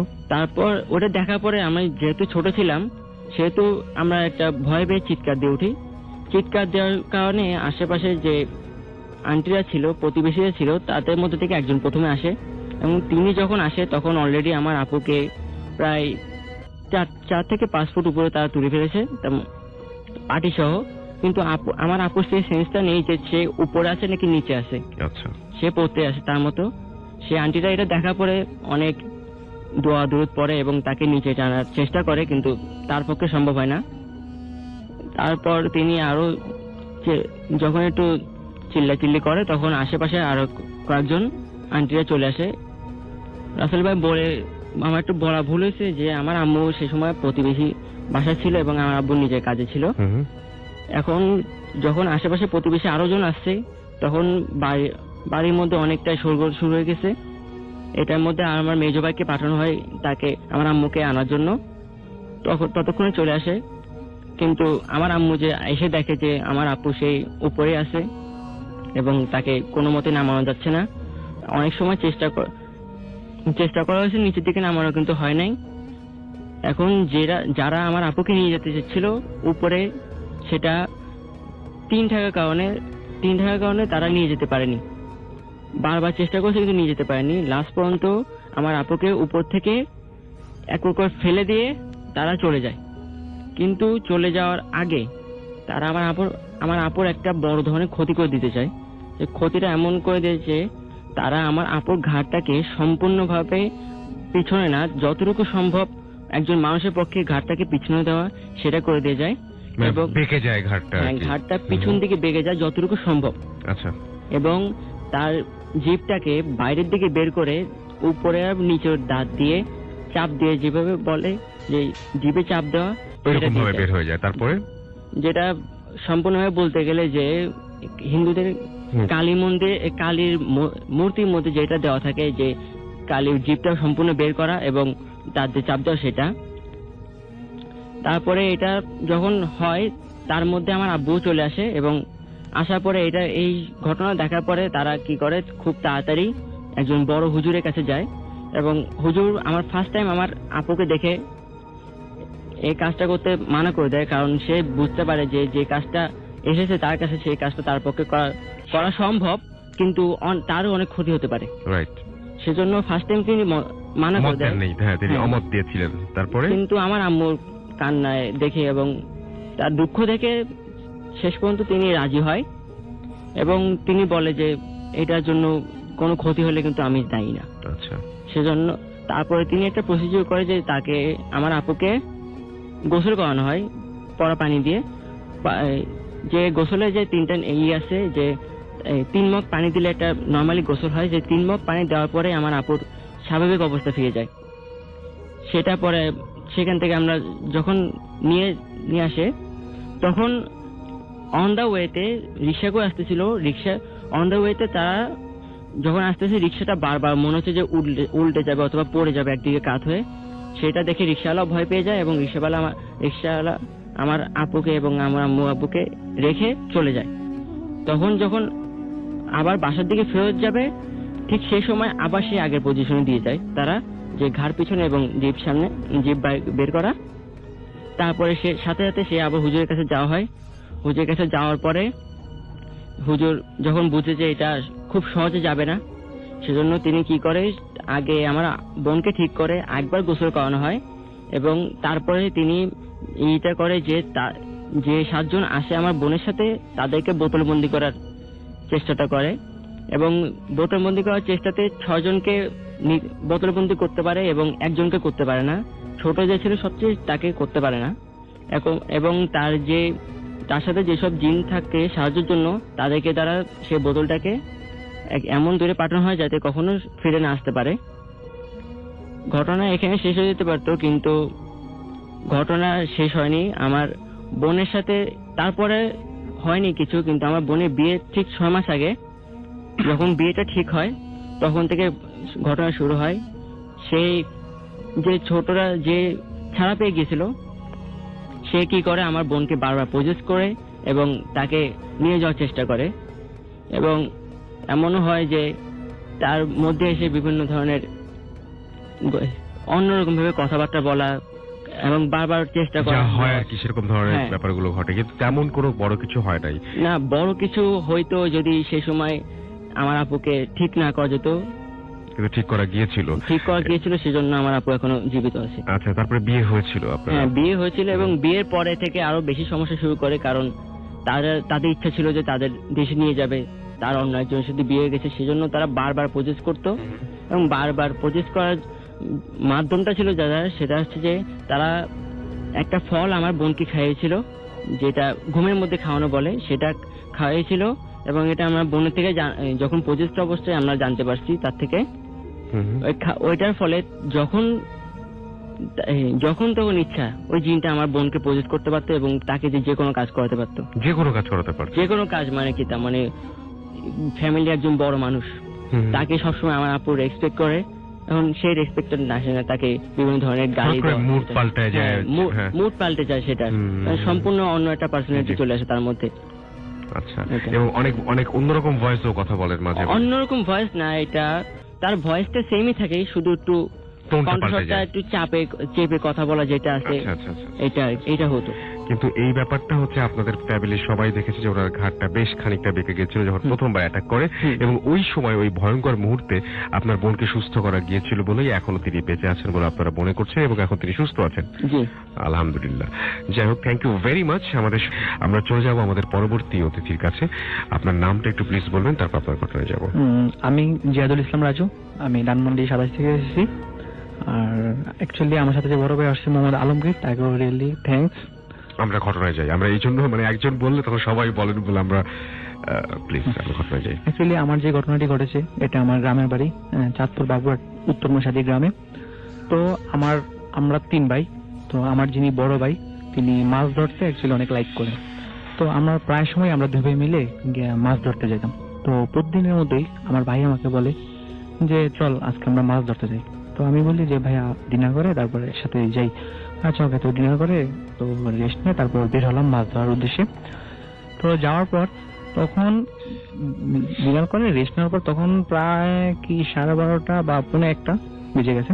তো আমার একটা কথা বলতে গিয়ে যেন আমার এলাকায় মানে অনেক পরিমাণ বিল আছে। তো আমরা একটা বিলে যাই মাছ ধরার জন্য। তো অ্যাকচুয়ালি ওই দিনে ওই বিলটাতে আমরা আসলে অনেক ভালো মাছ পাচ্ছি। তো আমরা মাছ ধরতেছি।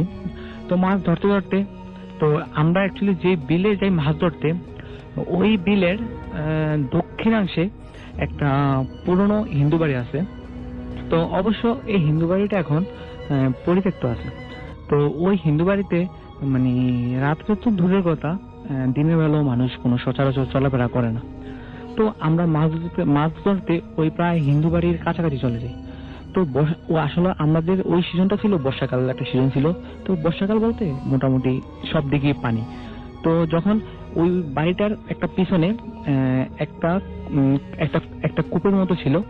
তো ওই কূপের মতো ছিল, আর ওই কূপের পাশেই মানে একটা বিশাল জঙ্গল ছিল। তো আমরা মাছ ধরতে ভালো, আসলে ওই বর্ষাকাল এই জঙ্গলগুলা বলতে ওগুলাতে একটু মাছ বেশি পাওয়া যায়। তো আমরা কি করি আস্তে আস্তে এই জঙ্গলের ভিতরে ঢুকি মাছ ধরার উদ্দেশ্যে। তো জঙ্গলে ঢুকতে ঢুকতে ভিতরে আরো গহীনে গেলাম। এখন মানে আসলে বর্ষাকাল আর বৃষ্টির সিজন, আকাশ মেঘলা, এভাবেও মানে এত কালো ড্রাক অন্ধকার।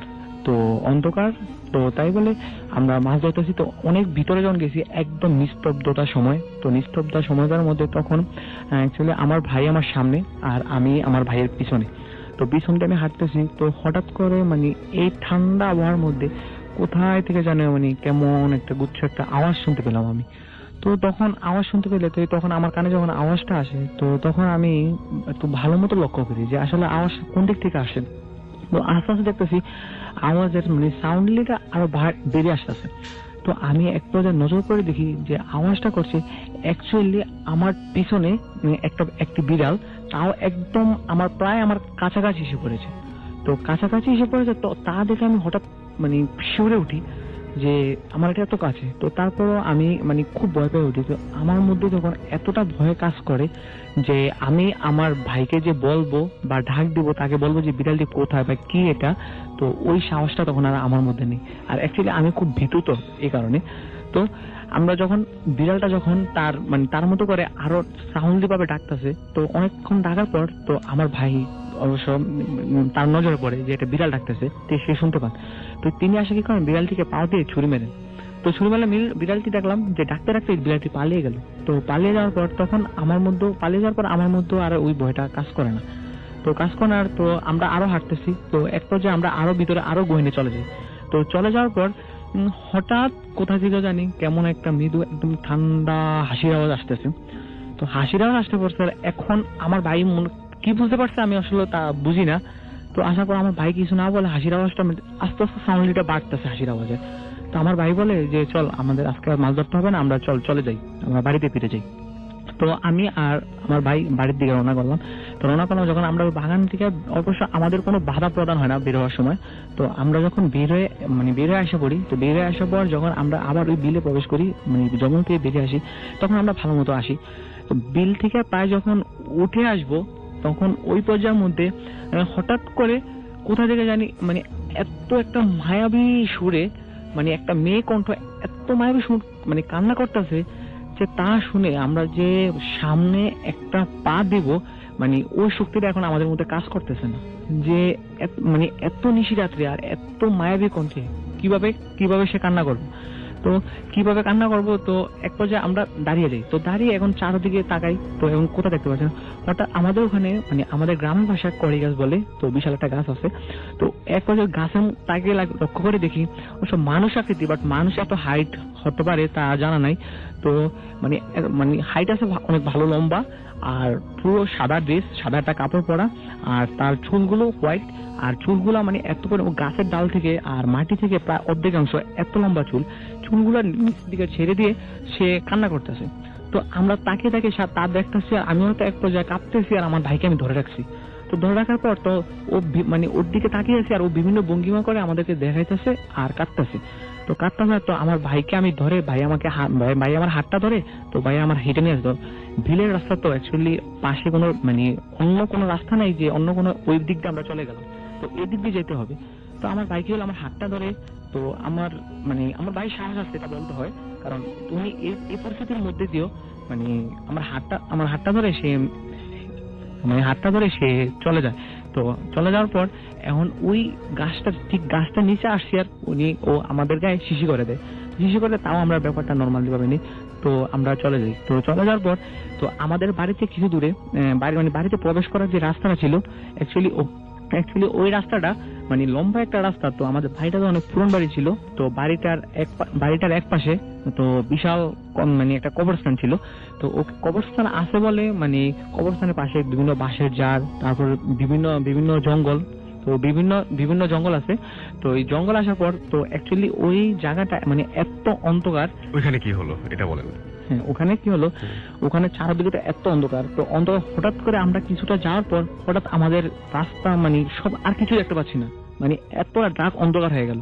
তো কিছু দেখতে পাচ্ছি না, অন্ধকার হয়ে যাওয়ার পর এখন মানে তারপরে কি হলো, হ্যাঁ তারপরে এখন মানে পাশের গাছগুলোর থেকে কেমন হাওয়া বসতে আছে। তো হাওয়া আসার পর এখন হাওয়াটা আস্তে আস্তে, বাট আমাদের সামনে কিছু হচ্ছে না, সবগুলো আমার পিছনের গাছগুলাতে। তো পিছনের গাছে হাওয়া আসার পর এখন গাছগুলা এত মানে চুরমার করে দিতেছে, কেমন মানে ঝড় উঠলো গাছে, এটা বুঝতে পারলাম। তারপরে ভাইয়া তারপরে বলে। তো এভাবে ঝড় উঠার পর তারপর আমরা কি করলাম, তারপরে আমার ভাইয়ের এক পর্যায়ে তখন আমার ভাই কি মানে জানি না কেন বললো যে আমাকে বলতেছে যে তুই পিছনে তাকাইস না, সোজা হাঁটতে থাক। তো আমি এক পর্যায়ে আসা পড়ি। তো হাঁটতে যখন এক পর্যায়ে আমরা বাড়িতে বসে যাই, তো বাড়িতে বসে যাওয়ার আমার ভাই, তো আমরা দুই ভাই হতাশ করে আমরা যার যার রুমের মতো গিয়ে শুয়ে পড়লাম। তো আমার ভাবি দরজা খুললো। তো ভাবি দরজা খুলে তো আমরা ভাবির কাছে ব্যাগটা দিয়ে তো আমরা নিজে যার মতো শুয়ে যাই, আর ভয়ে আমরা কারো কাছে এটা ডিসকাস করতে পারি না। তো আমার ভাবি কি করে, ওই বাইরের লাইট জ্বালিয়ে সে বাইরে মাছগুলা কাটতে বসে। তো কাটতে বসার তো হঠাৎ তার মাছ কাটার পাশে কোথায় থেকে যেন একটা বিড়াল এসে তার নিজের মতো করে ডাকছে। তো ডাকছে, আর অ্যাকচুয়ালি ওই বিড়ালটা ডাকছে। আর তো আমার ভাবির মধ্যে তো নার্ভাস ছিল না, তো ভাবি 2-3 বার বিড়ালটাকে তাড়িয়ে দেয়। তো তারপরে বিড়ালটি আসে, বারবার আসতেছে বিড়ালটি।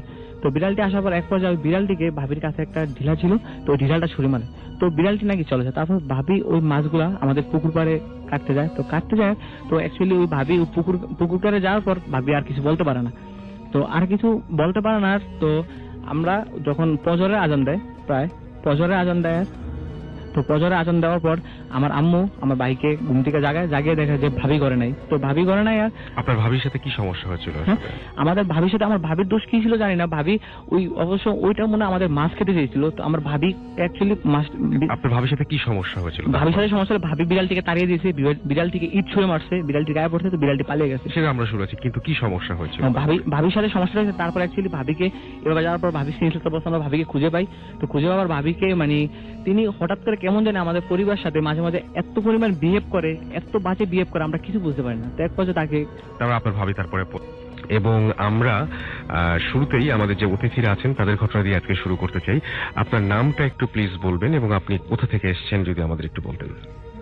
জি, আসসালামু আলাইকুম ডিয়ার লিসেনার, আমি মীর সাজ্জু, নারায়ণগঞ্জ ফতুল্লা লালপুর থেকে এসেছি।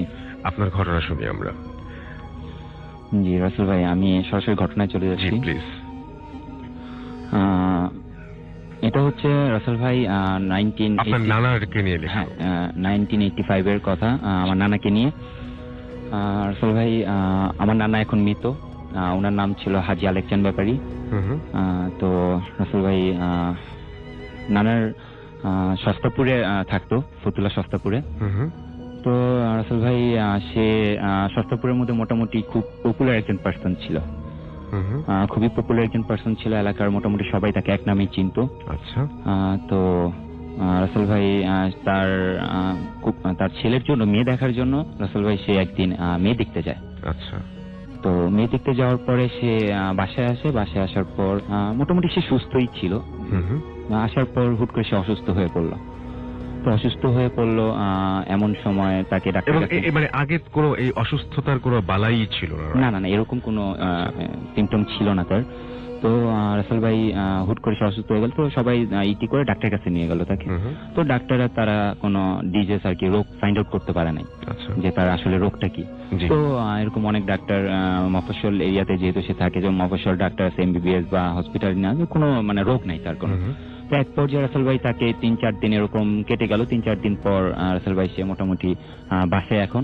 তো রাসেল ভাই যেহেতু 1985 এর কথা, 85-র কথা, 1900, সেহেতু রাসেল ভাই ওই সময় কবিরাজ বলে সবাই অনেকেই বিশ্বাস করতো, যেটা এখনকার সমাজে অনেকটা বিলুপ্ত প্রায়।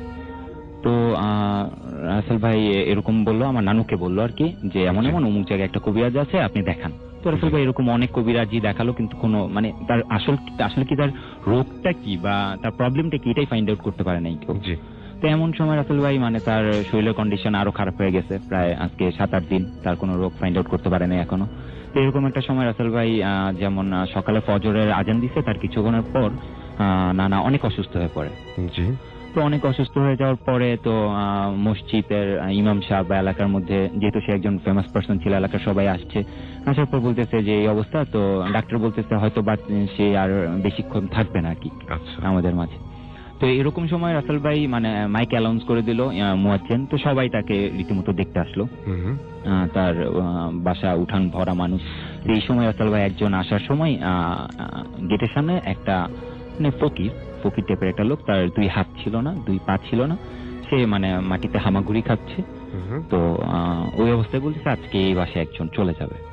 আচ্ছা। তো একজন শুনছে কথাটা, শোনার পর বলতেছে কি বলেন আপনি উল্টাপাল্টা, যে আরেকজন ব্যাপারের মতো মানুষ, এত ভালো একজন মানুষ, অনেস্ট মানুষ, সে মারা যাবে মানে তা চলে যাবে মানে আপনি কি বলছেন জান? এই কথা বলে উনি ভিতরে চলে আসছে। সেই সময় সে খুব লাউডলি বলতেছে হ্যাঁ চলে যাবে, সে আজকে চলে যাবে। তো এরকম একটা সিচুয়েশন। তো সে বাসায় আসলো, ওই মহিলাটা বাসায় চলে আসলো। আসার পরে মানে সবাই যেহেতু কান্নাকাটি করতেছে বা এরকম করতেছে, তো সবার সামনে বললো যে এমন বাইরে একটা ফকির বললো যে উনি নাকি আজকে চলে যাবে। তো সাথে সাথে মামারা ছিল, মানে বড় মামা, মেঝো মামা, যারা ছিল সবাই, তারপর মেম্বার ছিল, সবাই মিলে রাসেল ভাই দৌড়ায় বললো যে ফকিরটা কোথায়। তো বলতেছে উনি ওই জায়গায় দেখে আসছি গেটের সামনে। তো সবাই গেটের সামনে গেল। যাওয়ার পরে রাসেল ভাই গিয়ে দেখে যে লোকটা মোটামুটি অনেক দূর, হামাগুড়ি খেতে খেতে অনেক দূর চলে গেছে। তো অনেক দূর চলে গেছে, তারপর সবাই গিয়ে বললো যে এমন এমন আসলে কারণটা কি, আপনি কেন এরকম একটা কমেন্টস করলেন যে সে চলে যাবে বা সে থাকবে না? তো বলতেছে এটা আমার ইচ্ছা। তো বলতেছে যে আপনার ইচ্ছা, ঠিক আছে, তো আপনি বলবেন না আপনি কিভাবে জানতেন? বা বলে আমার ইচ্ছা, আমি বলবো না। তো বলতেছে যে এই সময় আমার একটা মামা তার মানে তাকে জড়ায় ধরছে আর কি। তো সে হামাগুড়ি খাচ্ছিল, তার হাত নাই পা নাই। তো জড়ায় ধরা বলতেছে বাবা আপনি কিছু তো একটা বলবেন, হ্যাঁ কিছু তো একটা বলবেন যে কেন আপনি এরকম কমেন্টস করলেন বা এটার কোনো নিরাময় করার মতো কোনো ওয়ে আছে কিনা। তো বলতেছে যে মানে উনি আর কি ব্যাপারটা খুব নর্মাল হয়ে নিছে যে না আমি বলবো না, একদম ডিটারমেন্ট উনি নাসরবান্ধব বলবে না। তো এই সময় আমার মামা তাকে অনেকটা জড়ায় ধরে বলতেছে যে তোমার যেতেই হবে, আপনার যেতেই হবে আমার বাবার কাছে, আপনি চলেন। তো বলতেছে অনেক সবাই যখন ধরাধরি করছে তখন সবাই ওনাকে কোলে করে নিয়ে নানার কাছে নিয়ে গেছে। তো উনি বলতেছে না আমি করবো না, অনেক রিকোয়েস্টের পর উনি বলতেছে আচ্ছা ঠিক আছে আমি করব, তবে আমার কিছু শর্ত পালন করতে হবে। কি শর্ত? শর্তটা হচ্ছে যে আমাকে একটা মুরগির বাচ্চা এনে দিতে হবে, এমন মুরগির বাচ্চা এনে দিতে হবে যে এক মুরগির এক বাচ্চা। তো পরে বলতেছে যে এক মুরগি এক বাচ্চা, আচ্ছা ঠিক আছে আমরা ব্যবস্থা করতেছি। তো রাসেল ভাই এর মধ্যে আমার নানু মানে শখে সে মুরগি পালতো আর কি। তো একটাই মুরগি পালতো, তো মুরগির অনেকগুলোই বাচ্চা ছিল, প্রায় 9টা বাচ্চার মতো ছিল। তো আসলে বিভিন্ন কারণে আর কি রাসেল ভাই তার সম্পূর্ণ মুরগির বাচ্চাগুলো মারা যায় আর কি, একটাই মুরগির বাচ্চা বেঁচে থাকে।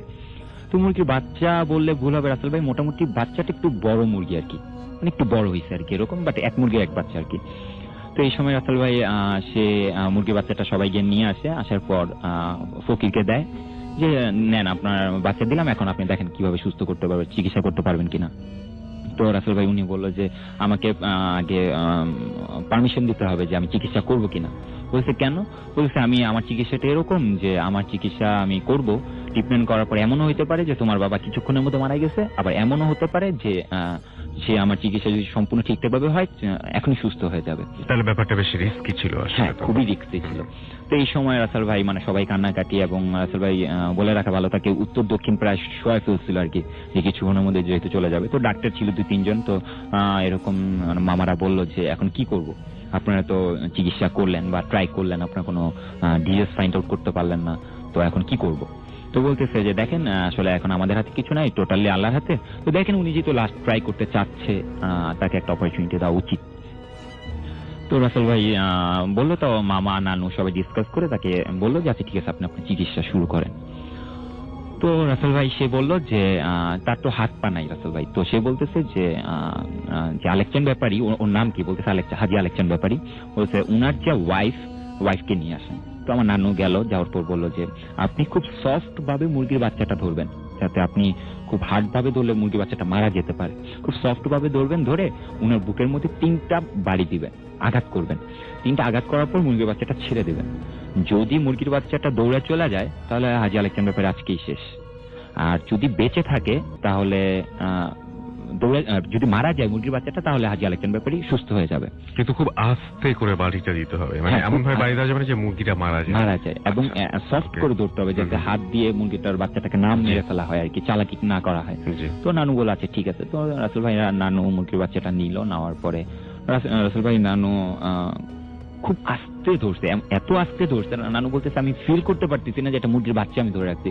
আসলে একটা মুরগির বাচ্চা ধরলে কিন্তু খুব নড়াচড়া করে বা নড়াচড়া করার চেষ্টা করে।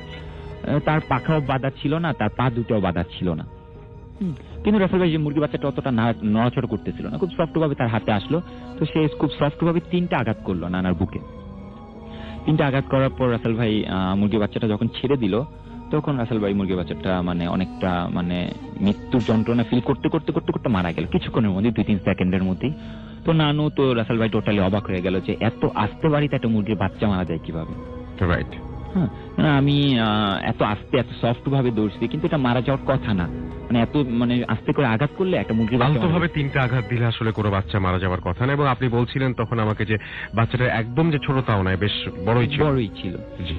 তো রাসেল ভাই পরে মুরগির বাচ্চাটা মারা গেল। এবং ওই জিনিসটা তো নিশ্চয়ই খুব আশ্চর্যের যে একটা মুরগির একটা বাচ্চা লাগবে, একটা মুরগির একটা বাচ্চা লাগবে।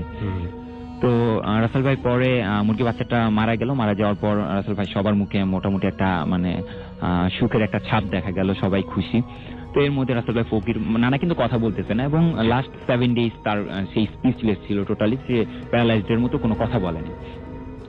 তো তো এই সময় রাসেল ভাই ফকিরটা বললো কি যে একটা লাঠি নিয়ে ওর কিচ্ছু হয় নাই, ও টোটালি সুস্থ, ওরে পিঠে আর সোজা কর। তো পরে বলতেছে যে নানু বলতেছে না সে অসুস্থ মানুষ, মানে ওরকম কারো সাহস ছিল না তাকে আঘাত করার। তো বলতেছে আমি বলছি একটা লাঠি নিয়ে ওরে পিঠে মানে দাঁড়া করা, ওর কিচ্ছু হয় না, ও টোটালি সুস্থ। তো রাসেল ভাই এরকম করলো। তারপর মোটামুটি সবাই ধরাধরি করে তাকে শোয়া অবস্থা থেকে বসানোর পর ফকির বললো যে তুই আমাকে কোলে নিয়ে আমাকে মসজিদের সামনে নিয়ে যা। আচ্ছা। তো রাসেল ভাই এটা বলে রাখা ভালো যে নানার বাসার পাশেই একটা মসজিদ ছিল, ওইটা নানারই করা, তো একদম বাসার পাশাপাশি, মানে ওয়ালের এই পার আর ওই পার আর কি। আচ্ছা। তো রাসেল ভাই নানা তাকে কোলে নিয়ে মসজিদে নিয়ে গেল আর কি। মসজিদের সামনে নিয়ে যাওয়ার পর নানাকে বললো যে তুমি আজকে তওবা করো যে তুমি সবসময় মানুষের সুখে দুঃখে থাকবা, এবং তোমার লাইফে অনেক ফল্ট ছিল যেগুলো হয়তো তুমি জানো না, তাই এইগুলো আমি বলতেও চাই না, বাট আজকে থেকে বলো খুব অনেস্ট ভাবে তুমি চলাফেরা করবা। এবং তোমার আরেকটা কাজ আছে, সেটা হচ্ছে তুমি ফতুল্লা গরুহাটে যাবা, গরুহাটে গিয়ে একদমে একটা গরু কিনবা, এবং সবচেয়ে বড় গরু হতে হবে ওটা ইসের মধ্যে, হাটের মধ্যে। কোনো দামাদামি করতে পারবে না, যা চায় তাই দিয়ে তুমি গরুটা নিয়ে আসবা, এবং খিচুড়ি রান্না করো বা ভাত রান্না করো, যাই রান্না করো কিনা ওই গরুর মাংস দিয়ে সবাইকে খাওয়াবা। তবে যাদের যাদের খাওয়া তাদের মধ্যে কেউ তোমার আত্মীয় বা কেউ তোমাদের ঘরের মেম্বার হতে পারবে না, তোমাদের ফ্যামিলির কেউ হতে পারবে না, বা তোমার আত্মীয় স্বজন কেউ হতে পারবে না, টোটালি যারা একদম দরিদ্র বা দরিদ্র তাদের খাওয়াই দিবা। তো বলছে আচ্ছা ঠিক আছে। তো উনি রাসেল ভাই পরের দিন বলে ফকিরটা চলে যায় আর কি।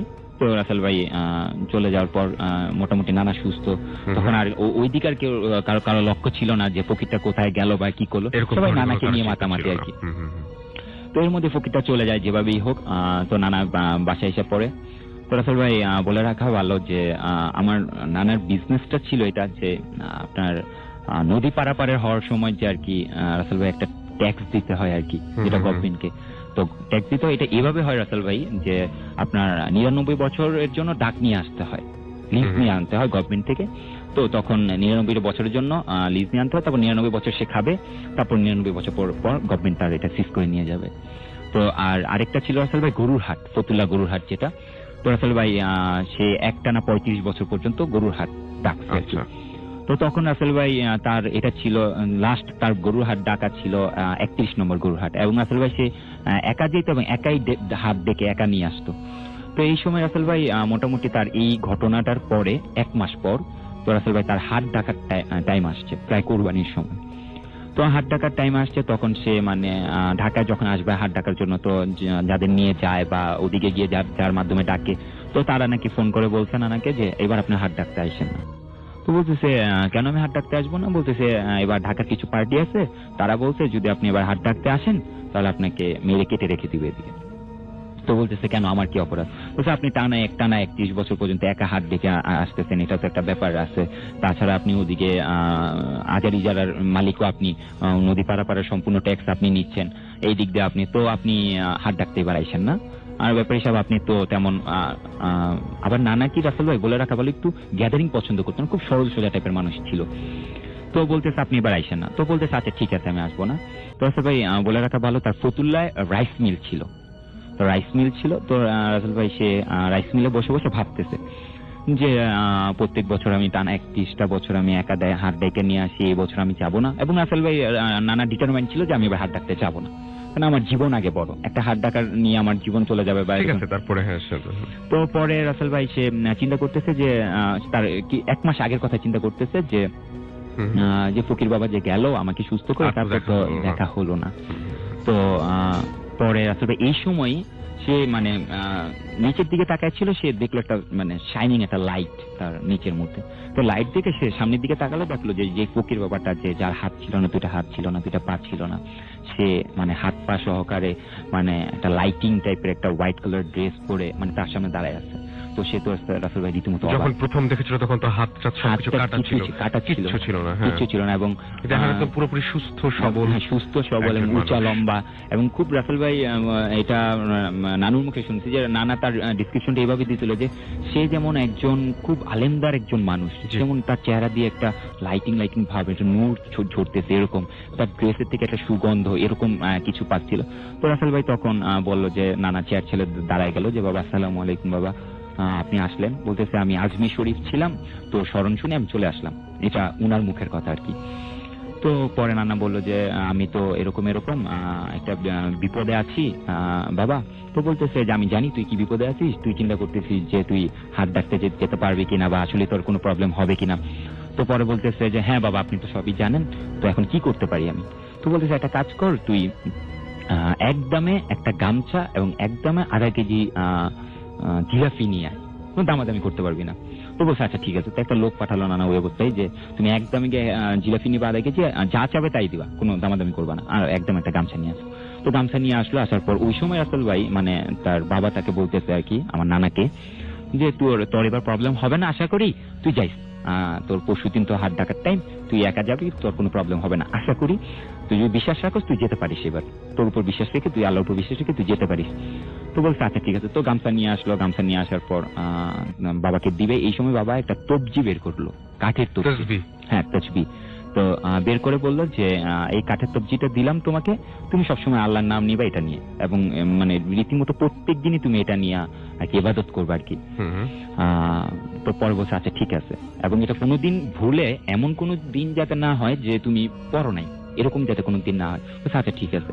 তো তারপর লোকটা চলে আসলো। আসার পর গামছা এবং তাকে যে জিলাপি এই দুইটা দিল নানার হাতে, নানা তার হাতে বুঝাই দিল। তো বুঝাই দেওয়ার পর সে নানাকে বললো ওই দেখ তোর মেশিনটা কি সুন্দর চলতেছে।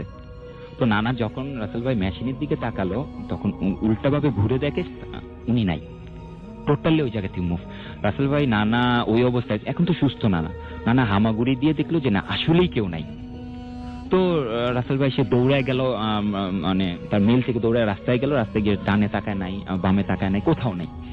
তো রাসেল ভাই সে আবার ব্যাক করে আসলো তার রাইস মিলে। আসলে সে বললো যে আচ্ছা আমি কি এতক্ষণ কি মানে ঘুরেছিলাম, মানে কোনো কিছুতে ছিলাম, আচ্ছা তুমি কি সত্যি কি গামছা নিয়ে আসছো, বা তুমি সত্যি কি জিলাপি নিয়ে আসছো? বলে হ্যাঁ আপনি তো বললেন জিলাপি আনতে, গামছা আনতে, আমি নিয়ে আসলাম একদমে, আপনাকে এনে দিলাম। বলছে আমি কি করছি? বলে আপনি কি করছেন এটা তো জানি না, আমি আপনার হাতে দিয়ে চলে আসছি। তো পরে বলতে তো আচ্ছা ঠিক আছে যাও। তো নানা রাসেল ভাই মোটামুটি তো রাসেল ভাই বাসায় আসলো। নানা আসার পর মসজিদে যে ইমাম সাহেব ছিল তাকে বললো পুরোপুরি কাহিনীটা। তো মসজিদ ইমাম সাহেব বললো যে যেহেতু আপনাকে এরকম জীবনের হাত থেকে উনি একবার বাঁচাইছে, সেটা আমরাও দেখছি, এবং রাসেল ভাই যারা 1985 এর সময় সস্তাপুর ছিল তারা এখনো পর্যন্ত সবাই জানে এই কথাটা আর কি, এই স্টোরিটা। তো রাসেল ভাই তখন সে হুজুরকে বললো, হুজুর পারমিশন দেওয়ার পরে হুজুর বললো যে আপনি দেখেন যেটা ভালো মনে করেন সেটাই করেন, তবে আমি বলি যে আপনি বিশ্বাস করতে পারেন, যেহেতু আপনাকে মৃত্যুর হাত থেকে সে বাঁচাইছে। তো রাসেল ভাই রীতিমতো সে পরশুদিন যাওয়ার পরে সে হাত ডাকতে গেল। হাত ডাকতে যাওয়ার পর হাত ডেকে চলে আসলো। তো বাসায় এসে রাসেল ভাই সে বললো যে আমি গোটা 31 বছর পর্যন্ত একা হাত ডেকে আসছি, আমার মানে কোনো না কোনো প্রবলেম ছিল প্রতিবারই, কিন্তু এইবারই প্রথম যে আমি খুব মানে কোনো প্রবলেম ছাড়াই আমি একা হাত ডেকে চলে আসছি, খুব সুন্দরভাবে হাত ডেকে চলে আসছি। তো রাসেল ভাই তারপর সে হাত ডেকে নিয়ে আসছে, তার অনেক কাজ। তো মোটামুটি কাজ করতে করতে সে বাবার কথা অনেকটা ভুলেই গেছে। তো রাসেল ভাই এর মধ্যে একটু বলে রাখা ভালো যে সে বাবা যে তসবিটা দিয়ে গেছিল তাকে, তসবিটা দিয়ে গেছিল যে এটা প্রত্যেকদিন তুমি আল্লাহর নাম নিবা এটা নিয়ে। তো রাসেল ভাই প্রত্যেক দিনে করছে, কিন্তু কোরবানির ঈদের কিছুদিন আগে সে একটা দিন রাতে ভুলে গেছে, মানে টোটালি সারা দিনে ভুলে গেছে যে এটা করতে হয় বা এটা নিয়ে ইবাদত করতে হয়। তো রাসেল ভাই তখন 1টা বাজে হামাগুড়ি দিয়ে উঠে ঘুম থেকে উঠে বলতেছে যে তার স্ত্রীকে বলতেছে আমার তো তসবিটা কোথায়? তো বলছে তসবিটা আপনার আলমারিতে রাখেন, আলমারিতেই আছে। তো আলমারিতে গিয়ে দেখে তসবিটা নাই। তো যে রাসেল ভাই ফকির আগেই বলে গেছিল, বাবা আগেই বলে গেছিল যে যেদিন তুমি এটা মানে প্রয়োজন মনে করবা না তোমার, বা যেদিন তুমি এটা স্মরণ করবা না, সেদিন আমি নিয়ে যাবো এটা। তো রাসেল ভাই এমন করে তসবিটাও সে হারাইছে, সে তসবিটার পায় নাই অনেক খোঁজাখুঁজির পরেও। তো রাসেল ভাই পরে সে মোটামুটি প্রায় 7 থেকে 8 বছর চলে গেছে, মোটামুটি সুস্থই ছিল। 8-9 বছর পরে রাসেল ভাই এখন টাইমটা হচ্ছে, এটা হচ্ছে 1994 কি 95 এর কথা, 94-95 এর কথা। তো ভাই সে আস্তে আস্তে মানে অসুস্থ হয়ে যাচ্ছে। তো মোটামুটি ডাক্তার দেখালো, ডাক্তার বিভিন্ন ধরনের রোগ তাকে, আবার অসুস্থতা ফিরে আসলো। আবার অসুস্থতা তখন কি হলো? তারপরে রাসেল ভাই সে অসুস্থ যখন হয়ে গেল, তখন এর মধ্যে রাসেল ভাই সে একদিন বারান্দায় আসছে তার ওয়াইফকে নিয়ে। তার বারান্দা থেকে মোটামুটি মসজিদটা খুব সুন্দরভাবে দেখা যেত। তো রাসেল মসজিদটা এমন ছিল যে মসজিদের মানে গম্বুজ ছিল এবং গম্বুজের উপর একটা চাঁদ ছিল, তো চাঁদের মধ্যে দেখতেছে ওই ফকিরটা এসে দাঁড়ায় আছে, তার ওয়াইফ দেখছে। তো দেখার পর বলতেছে যে ওই দেখো ফকিরটা। এর মধ্যে রাসেল ভাই ফকিরটা চলে গেছে, তো নানা দেখতে পারে না আর। তো এই দুই তিন মাস পর রাসেল ভাই নানুর স্বপ্ন দেখাইছে যে এমন এমন তোর হাজবেন্ড তো আমার কথা শুনলো না, তো তোর হাজবেন্ড তো এখন অসুস্থ, তো আমি তোর হাজবেন্ডের জন্য কিছু দিব, তুই পুরান কোর্টের পুরান মাজারে আয়, অতটা বাজে আমি ঢাকার? আসবো। হ্যাঁ, ঢাকার। হুম। তো নানু বলছে আচ্ছা ঠিক আছে। তো সবার সাথে শেয়ার করার পর বলছে আচ্ছা ঠিক আছে। তো ওই দিনে রাসেল ভাই নানু মামা তার পুরান কোর্টের পুরান মাজারের দিকে আসে। তো আসার পর রাসেল ভাই আসছে, এসে দেখে কেউ নাই, মানে ওনাকে অনেক খোঁজাখুঁজি করছে, কেউ নাই। তো তারা যখন বাসার দিকে ব্যাক করবে তখন রাসেল ভাই বলতেছে যে দেখে একটা গোল ভাবে অনেকগুলো মানুষ দাঁড়ায় আছে। তো দাঁড়ায় আছে, বলতেছে আপনারা কেন দাঁড়ায় আছেন বা এরকম কিছু। বলছে আমরা জানি না, তবে এদিকে একটা এই মাজারে একটা লোক আসছিল, খুব উঁচা লম্বা সাদা একটা পোশাক পরে আসছিল। উনি যখন মাজারে প্রবেশ করছে তখন সারা মাজারটা সুগন্ধে ভরে গেছে। ওরাও অবাক যে এই কেমন মানুষ যে পুরা মাজারটা ভরে গেছে। এবং মাজারের মধ্যে খাদেম টাদেম ছিল, হুজুর টুজুর ছিল, তারাও তাকে খুঁজতেছে যে কে এমন লোক যার জন্য এত পুরো মাজারটা পর্যন্ত হয়ে গেছে। এবং রাসেল ভাই হুজুরদের কথা ছিল যে উনি যখন আসছে তখন মানে মাজারের মধ্যে অন্যরকম একটা মানে ফিল করতেছে আমরা সবাই যে কিছু একটা ঘটতেছে মাজারের মধ্যে। তো রাসেল ভাই নানুর যেহেতু লেট হয়েছে সেহেতু সে চলে গেছে। তো রাসেল ভাই হুজুরে গিয়ে নানু বললো যে এমন এমন আমাকে স্বপ্ন দেখাইছে যে এমন আসার জন্য, তো আমি আসছি কিন্তু উনাকে পেলাম না। তখন হুজুর বললো যে আপনার খুব আনলাকি যে এরকম একটা মানুষের মিস করলেন বা স্বর্ণাপন্ন হতে পারলেন না। তো এই ছিল আমার ঘটনা।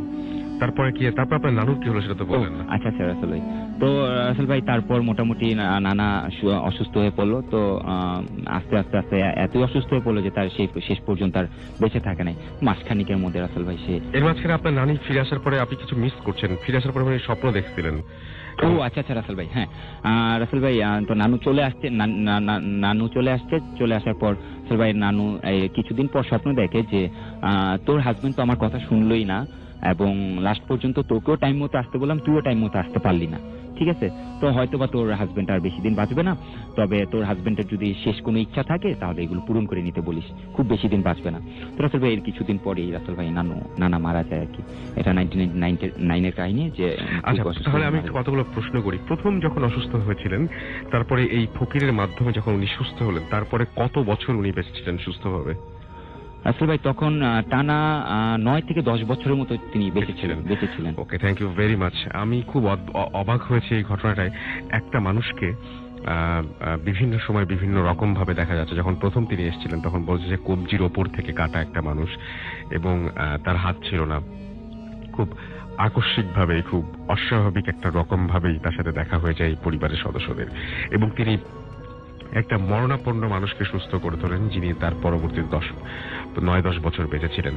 এবং তারপরে পরবর্তী সময় তাকে যখন দেখা যায় তখন তিনি একজন সুস্থ স্বাভাবিক মানুষ, এবং তখন তার ওই হাতের বা পায়ের হাতের কোনো ধরনের কোনো সমস্যা ছিল না, একদম সাধারণ একজন মানুষ।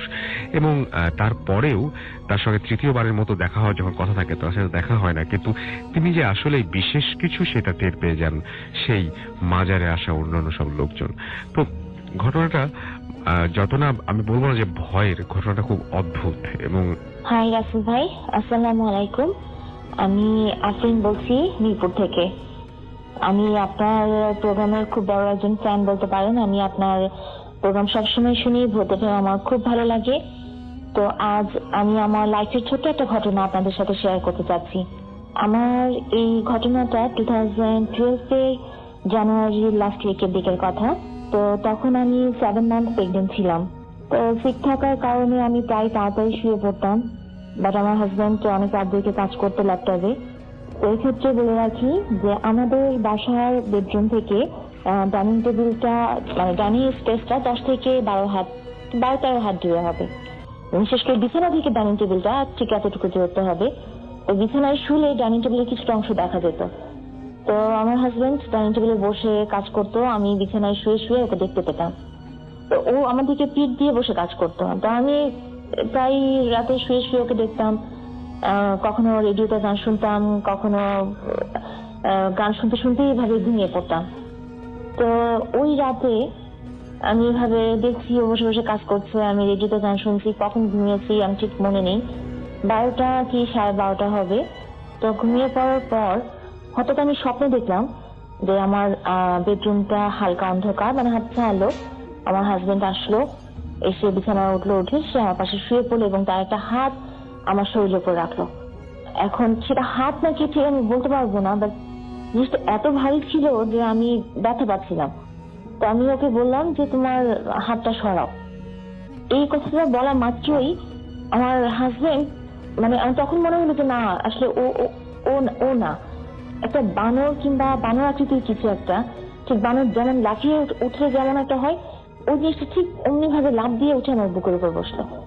আমার বুকের উপর বসেই আমার 2 হাত চেপে ধরলো বালিশের ওপর, আমার হাত দুটো চেপে ধরলো। আমি হাত দুটো নাড়াতে পারছিলাম না, আমি নিঃশ্বাস নিতে পারছিলাম না, আমি বুকে ব্যথা পাচ্ছিলাম, বাট আমি চিৎকার করে বলতে চাচ্ছিলাম কিন্তু আমি বলতে পারছিলাম না। এবং ওই জিনিসটা আমার মুখটাকে বাঁ দিকে কাত করে বালিশের দিকে চেপে ধরলো এবং এতটা চেপে ধরলো যে মনে হচ্ছিল যে বালিশটা ফেটে যাবে, আমার মাথাটা হয়তো বালিশের মধ্যে ঢুকে যাবে। আমার বা গাল বা কান খুব ব্যথা করছিল, আমি নিঃশ্বাস নিতে পারছিলাম না, আমার বুক দম আটকে আসছিল, আমি হাত নাড়াতে পারছিলাম না। ওই জিনিসটা আমার 2 হাত বালিশের সঙ্গে চেপে আমার ঠিক কবজি বরাবর চেপে ধরে রেখেছে। তো আমি এই স্বপ্নের মধ্যেই হঠাৎ করে, যেহেতু বাঁদিকে কাত করে রাখা, যেহেতু ডাইনিং স্পেসটা বাঁদিকে ছিল, আমি বাঁদিকেই আমি হঠাৎ করে খেয়াল করলাম যে না, আমার হাজবেন্ড তো ডাইনিং টেবিলে বসেই কাজ করছে। তো আমি খুব স্বপ্নের মধ্যে খুব ভয় পেয়ে গেলাম যে আমার হাজবেন্ড ওখানে বসে কাজ করছে, তাহলে এখানে কে? আমি চিৎকার করতে চাইলাম, ওকে ডাকতে চাইলাম, বাট আমি ওকে ডাকতে পারলাম না। আমার গলা দিয়ে কোনো সাউন্ড বের হলো না। স্বপ্নের মধ্যে এরকম কিন্তু আসলে প্রায় হয় যে আমরা স্বপ্নের মধ্যে কিছু বলতে চাই, চিৎকার করতে চাই, বাট এরকম চিৎকার করতে চাইলেও গলা দিয়ে কোনো সাউন্ড বের হয় না। তো স্বপ্নের মধ্যে এরকমই হচ্ছিল, আমি চিৎকার করতে চাচ্ছিলাম, আমার হাজবেন্ডকে ডাকতে চাচ্ছিলাম, বাট আমার গলা দিয়ে কোনো সাউন্ড বের হচ্ছিল না। এবং আমি প্রচন্ড ভয় পেয়ে গেলাম, আমি চোখ বন্ধ করে চললাম, চোখ বন্ধ করে আমি স্বপ্নের মধ্যে সূরা পড়তে শুরু করলাম। একদম খুব খুব খুব ফাস্টলি আমি সূরা পড়ছি, বিশেষ করে লা ইলাহা ইল্লাল্লাহ সুবহানাকা পড়তে থাকলাম। তো এইভাবে সূরা পড়তে পড়তে স্বপ্নের মধ্যেই সূরা পড়তে পড়তেই আমার ঘুমটা ভেঙে গেল।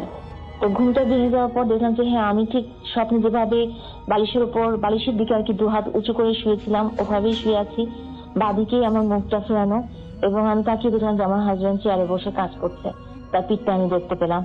তো রাসেল ভাই, আমি স্বপ্নে একটা ঘুম ভেঙে গেল, মানে স্বপ্নটা ভেঙে গেল, আমার বুক খুব ধরফর করছিল, আমার হার্টবিট ফাস্ট হয়ে গিয়েছিল, আমি নিঃশ্বাস নিচ্ছিলাম খুব বারবার, এবং তখনও আমার স্বপ্ন ভেঙে যাওয়ার পরও আমার মুখ, তখন আমি বিড়বিড় করে লা ইলাহা ইল্লাল্লাহ সুবহানাকা বলেই যাচ্ছি। তো যাই হোক, স্বপ্নটা ভেঙে যাওয়ার পর বুঝতে পারলাম যে একটা ভয়ঙ্কর স্বপ্ন ছিল। আমি একটা স্বস্তির নিঃশ্বাস ফেলবো রাসেল ভাই, বাট আমি স্বস্তির নিঃশ্বাসটা ফেলতে পারলাম না, কারণ ভয়ঙ্কর ঘটনাটা তখনই শুরু হলো। কারণ স্বপ্ন ভাঙার পর আমি যখন চাইলাম যে ও আচ্ছা স্বপ্ন ছিল, তো এবার আমি উঠে যাই বা কাত হই, বাট আমি কাত হতে পারলাম না। আমার হাত দুটো তখনও শক্ত করে রাখা বালিশে, এবং সেই ভারী অনুভবটা, সেই ভারী জিনিসটা আমার তখনও বুকের উপর বসে আছে। রাসেল ভাই, মানে আমি আপনাকে এখন বলছি, আমার হাতের লোম সব দাঁড়িয়ে গেছে।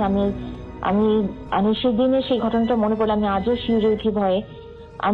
আমার স্বপ্ন ভেঙে গেছে, আমি পুরোপুরি জেগে গেছি, আমি আমার হাজবেন্ডকে দেখতে পাচ্ছি, আমি আমার নিজের ঘরে নিজের বিছানায় শুয়ে আছি, অথচ স্বপ্নে দেখার সেই ভারী জিনিসটা, সেই বানরের আকৃতির সেই ভারী জিনিসটা তখন আমার বুকের উপর বসে আছে, এবং আমার 2 হাত খুব শক্ত করে চেপে ধরে রেখেছে বালিশে, আমার মুখটা বাঁদিকে কাত করা, আমার বা গাল বা কান প্রচন্ড চেপে ধরে রেখেছে।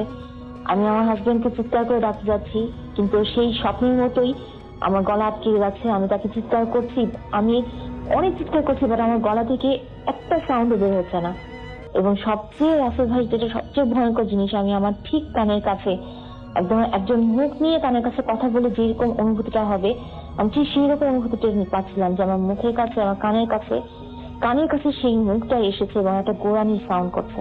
ওই জিনিসটা, এই সাউন্ডটা ঠিক কেমন হবে, কোরবানির সময় আমরা গরু কোরবানি করার পর যেমন একটা গোড়ানির একটা শব্দ হয়, ঠিক সাউন্ডটা সেই রকম ছিল, এবং আমার ঠিক কান ঘেঁষে সেই সাউন্ডটা আমি শুনতে পাচ্ছি। আমি এত ভয় পেয়ে যাই আসলে, এত ভয় পেয়ে যাই যে আমি প্রচন্ড ভয়ে, আমি সবচেয়ে বেশি যেটা আমার সবচেয়ে বেশি ভয় লাগে সেটা হচ্ছে আমার বেবির জন্য, যে আমার বেবিটা না কোনো ক্ষতি হয়ে যায়, বা এটা কি, এটা মানুষ, এটা কোনো জন্তু, এটা কোনো প্রাণী না, এটা কোনো অন্য কিছু। আমি ঠিক ওই মুহূর্তে আমার মাথা কোনো কাজ করছিল না। আমি এক চুলও নড়তে পারছিলাম না, না আমার পা, না হাত, না ঠোঁট, শুধু আমার চোখ দুটো নড়ছিল আর আমার শ্বাস প্রশ্বাস পড়ছিল। তো আমি আসিফ ভাই চোখ বন্ধ করে ফেললাম, যেহেতু আমার হাজবেন্ডকে ডাকতে মানে চাইছি, বাট আমি ডাকতে পারছি না। আমি চোখ বন্ধ করে ফেললাম এবং আমি যত ছোঁয়া জানি, যত দোয়া জানি, আমি এক নাগারে পড়তে শুরু করলাম। এবং কতক্ষণ এভাবে দোয়া পড়েছি জানি না। দোয়া পড়তে পড়তে পড়তে পড়তে হঠাৎ করে মনে হলো যে আমার শরীরটা খুব হালকা হয়ে গেল। একদম মনে হচ্ছে যে আমি পানির উপর ভেসে বেড়াচ্ছি। এতক্ষণ যেমন মনে হচ্ছিল যে আমার বুকের উপর অনেকগুলো পাথর বা আমার শরীরের উপর অনেকগুলো পাথর চাপা দিয়ে রেখেছে, কিন্তু হঠাৎ করে মনে হলো যে সবকিছু উধাও হয়ে গেল এবং আমার শরীরটা প্রচন্ড হালকা হয়ে গেল, মনে হচ্ছিল আমি পানির উপর ভেসে বেড়াচ্ছি।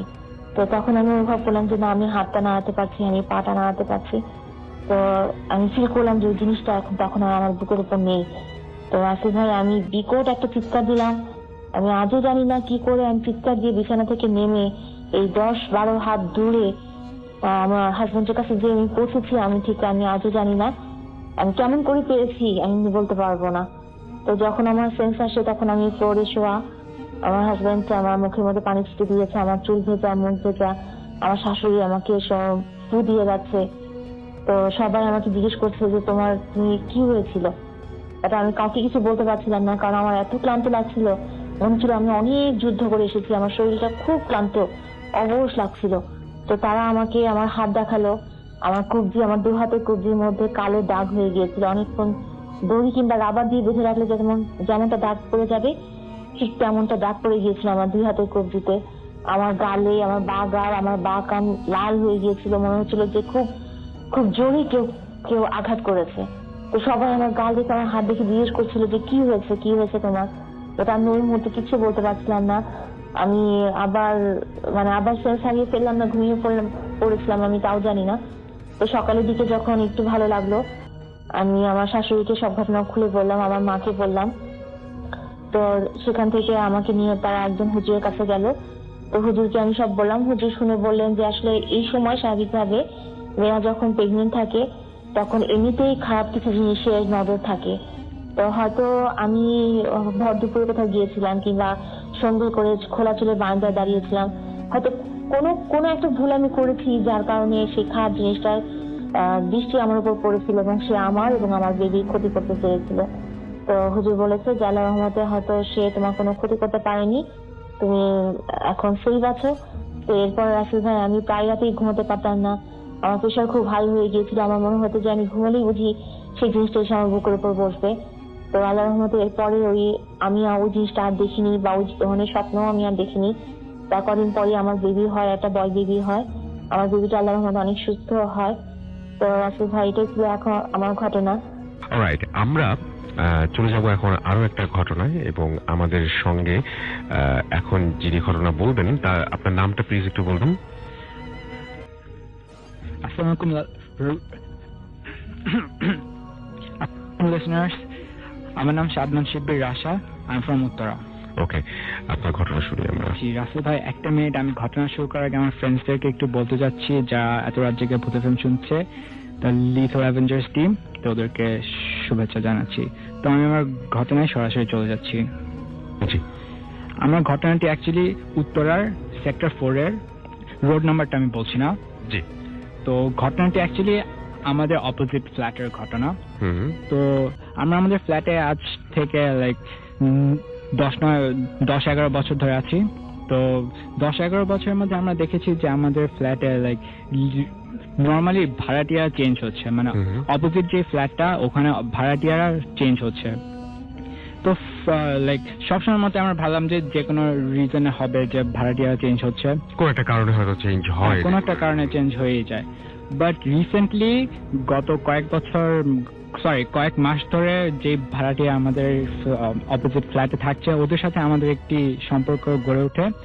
সম্পর্কটা অ্যাকচুয়ালি আমার ড্যাডের, আমার আব্বুর, তো ওদের ফ্যামিলির যে হেড ওদের সাথে সম্পর্কটা গড়ে ওঠে। তো উনি আমাদেরকে একটি ঘটনা বললেন যা আমাদের পুরো আইডিয়াটাই চেঞ্জ করে দিল। আচ্ছা। উনি বললেন যে ওনাদের ফ্যামিলিতে লাইক প্রথম কোনো সমস্যা হয়নি, কিন্তু কিছু মাস থাকার পরে ওনার যে ওয়াইফ আর ওনার ছোট ছেলে, ওনারা রাতের বেলা যখনই ধরেন রাতের বেলা ওয়াশরুমে যাওয়ার জন্য উঠলো বা পানি খাওয়ার জন্য উঠলো, ওনাদের ড্রয়িং রুমে দেখতেন যে একটি ফ্যামিলি বসে আছে। ফ্যামিলির মানে বলতে গেলে একজন লোক, একজন মহিলা আর একজন ছেলে।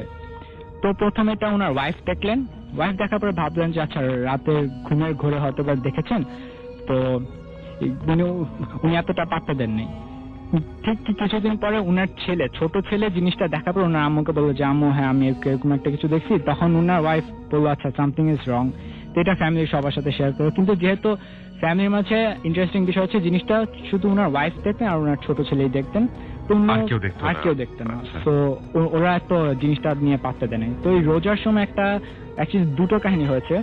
একটি কাহিনী হচ্ছে একদিন ইফতারের মানে সেহরির আগে সবাই যখন উঠবে, তো ঠিক সেহরি টাইম ধরেন আমরা রেগুলারলি উঠি 2:30টার দিকে অথবা 3টার দিকে উঠি একদম। তো ওনারা ঠিক ওঠার আগে লাইক সময়টা হবে 2টা, লাইক অ্যারাউন্ড 2:10 এরকম টাইমে ওনারা সবাই শুনলেন যে ওনাদের ডোরের মাঝে, সবাই তো রাতে বার রুম লক করে শোয় যে যার রুমে, তো সবার রুমের মাঝে নক শুনলেন অনেকক্ষণ। নকটা অনেক জোরে জোরে, মানে কেউ যদি দরজা ধাক্কা দেয়, বাড়ি দেয়, যেরকম আওয়াজ হবে ঠিক সেরকম আওয়াজ, কিন্তু আওয়াজটা নকের, যেমন আমরা আমাদের ফিঙ্গার দিয়ে আঙ্গুল দিয়ে যেরকম টোকা দিই নকের, সেরকম নক শুনলেন অনেক জোরে জোরে।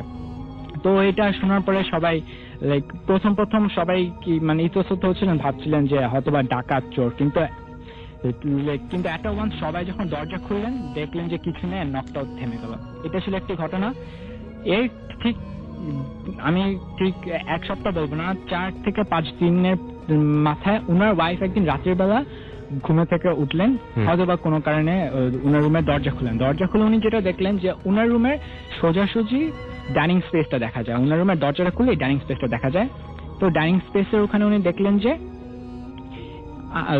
আমাদের বাসায় ধরেন আমরা যারা সার্ভেন্ট রাখি, বুয়া যেটা আমরা বলি, মেইড রাখি, তো ওরা যখন ঘর মুছে, তো ঘর মুছার সময় আমরা নর্মালি দেখি যে বসে বসে একটা কাপড় নিয়ে ঘর মুছতেছে। তো উনি ঠিক দেখলেন যে, বলে রাখা ভালো ওনাদের বাসায় কোনো মেয়ে ছিল না, ওনারা জাস্ট 5 জন ফ্যামিলি মেম্বার, তার মাঝে ওনার হাজবেন্ড ওয়াইফ আর 3 জন ছেলে মেয়ে।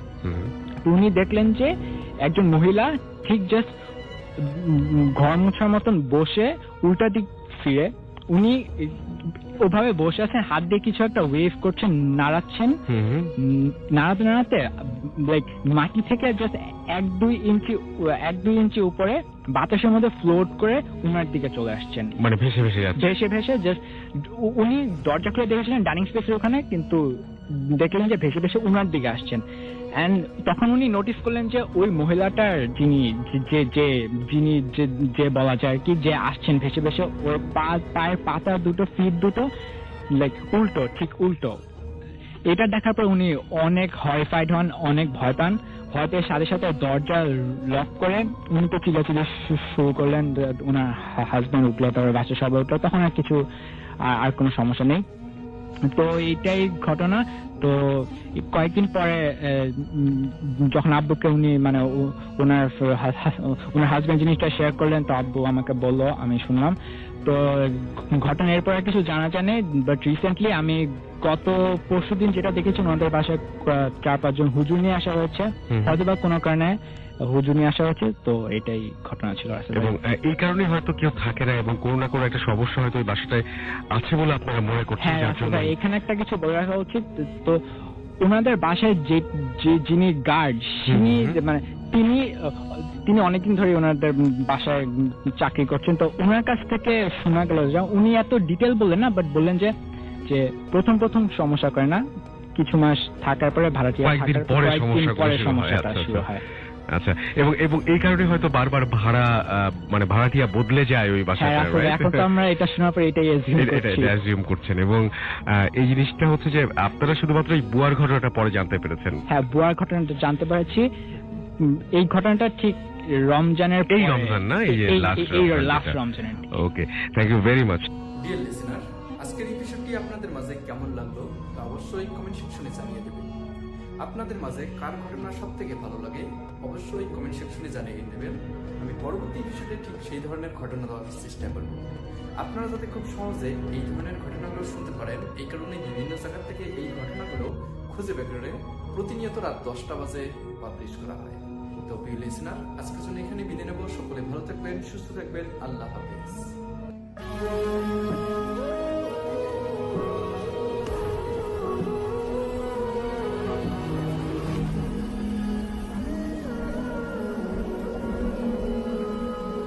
আসসালামু আলাইকুম প্রিয় লিসেনার্স, আশা করছি আপনারা সবাই ভালো আছেন এবং ভালো সাথেই আছেন। প্রতিদিনের মতো চলে আসলাম নতুন একটি ভিডিওতে। আশা করছি যে আজকে সম্পূর্ণ ভিডিও জুড়ে আপনারা আমার সাথেই থাকবেন। তো সর্বপ্রথম আমাদের কাছে গল্প পাঠিয়েছেন একজন রফিক সাহেব। তিনি চট্টগ্রাম থেকে আমাদের কাছে লিখছেন। তো কথা না বাড়িয়ে সর্বপ্রথম আমরা তার গল্পটি পড়ে নিব। তিনি লিখছেন, তার গল্পটির নাম দিয়েছেন হচ্ছে নিশীথী রাতের যাত্রী।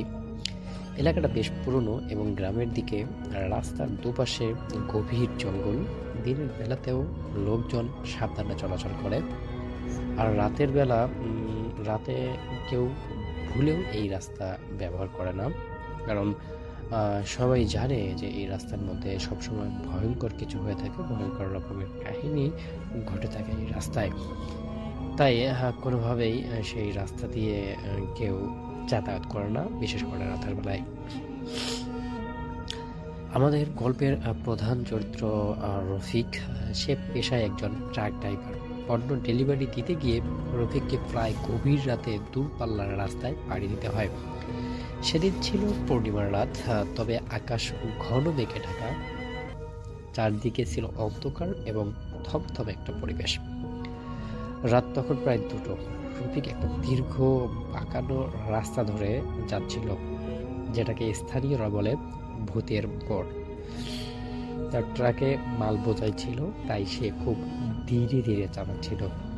অনেক সাবধানতার সহিত সে আসলে ট্রাক চালায়। দীর্ঘদিন যাবত একটা কোম্পানিতে অস্থায়ীভাবে সে এই চাকরি করছে। তারপর আসলে গাড়ি চালাতে চালাতে হঠাৎ গাড়ির হেডলাইটের আলোতে রফিক দেখতে পেল রাস্তার পাশে একজন বৃদ্ধ লোক দাঁড়িয়ে আছেন, যিনি কোনো কথা বলছেন না, শুধুমাত্র দাঁড়িয়েই আছেন। বৃদ্ধের পরনে ছিল সাদা শাড়ি, চুলগুলো এলোমেলো এবং মুখটা যেন কেমন ফ্যাকাশে।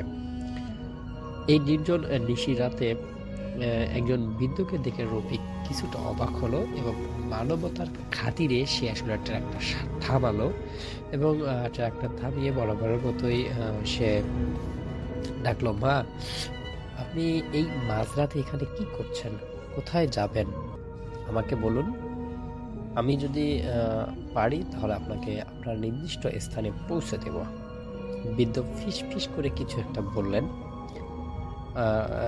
রফিক শুনতে পারলেন না। আবারও রফিক বললেন যে, আমি তো শুনতে পারিনি, আপনি আবারও বলেন। তখন বৃদ্ধ বলছেন, বাবা, আমি পাশের গ্রামে যাব, শরীরটা অনেক খারাপ, একটু এগিয়ে দিতে পারবে? কোনোভাবেই যাইতে পারতেছি না, এজন্য এখানে দাঁড়িয়ে আছি। রফিক সাহেব এবার আসলে অনেক চিন্তায় পড়ে গেলেন যে এত রাতে একজন বৃদ্ধ মহিলা এখানে দাঁড়িয়ে আছে, তাকে তো সাহায্য করা অবশ্যই দরকার। সে আর দেরি না করে তার ট্রাকে উঠতে বলল। বৃদ্ধ ট্রাকের সিটে এসে বসলেন। ট্রাক চলতে শুরু করলো। কিছু দূর যাওয়ার পর রফিকের কেমন যেন অস্থিতিশীল অবস্থা, একটা মানে ভালো লাগতেছিল না কিছু। তখন সে পিছনে বিয়ারের ভিউ মারলো, তাকালো, কিন্তু সে যা দেখলো তা তার শরীর হিম হয়ে গেল। মিরমিরে সে দেখতে পেল পিছনের সিটে কেউ নেই। বৃদ্ধ অদৃশ্য। বৃদ্ধ হঠাৎ কোথায় চলে গেল সে আসলে কোনোভাবেই বুঝতে পারল না। ভয়ে রফিকের হাত পা একদম ঠান্ডা হয়ে গেল। সে ভাবলো হয়তো চোখে ভুল দেখেছে, তাই সে জোর করে সামনে মনোযোগ দিল। ঠিক সেই মুহূর্তে তার কানে স্পষ্ট শুনতে পেল সেই বৃদ্ধর কণ্ঠ, এবার যেন আরো শীতল এবং কাছাকাছি। তুমি কি আমাকে ফেলে যাচ্ছ বাবা? রফিক আতঙ্কে কাঁপতে কাঁপতে চিৎকার করে ব্রেক চাপল। ট্রাকটা প্রচন্ড ঝাঁকনি দিয়ে থেমে গেল। রফিক এবার দ্রুত ট্রাকের দরজা খুলে লাফিয়ে বাহিরে বেরিয়ে এলো। সে এক মুহূর্তে না দাঁড়িয়ে প্রাণপণে দৌড়াতে শুরু করলো। দৌড়াতে গিয়ে সে একবার পিছনে তাকালো। হেডলাইনের স্লানো আলোয় সে দেখলো ট্রাকের পিছনের সিটে সাদা শাড়ি পরা বৃদ্ধটি স্থির হয়ে বসে আছেন, কিন্তু তার পাগুলো সিট থেকে ঝুলে নেই, বরং শূন্যে ভাসছে।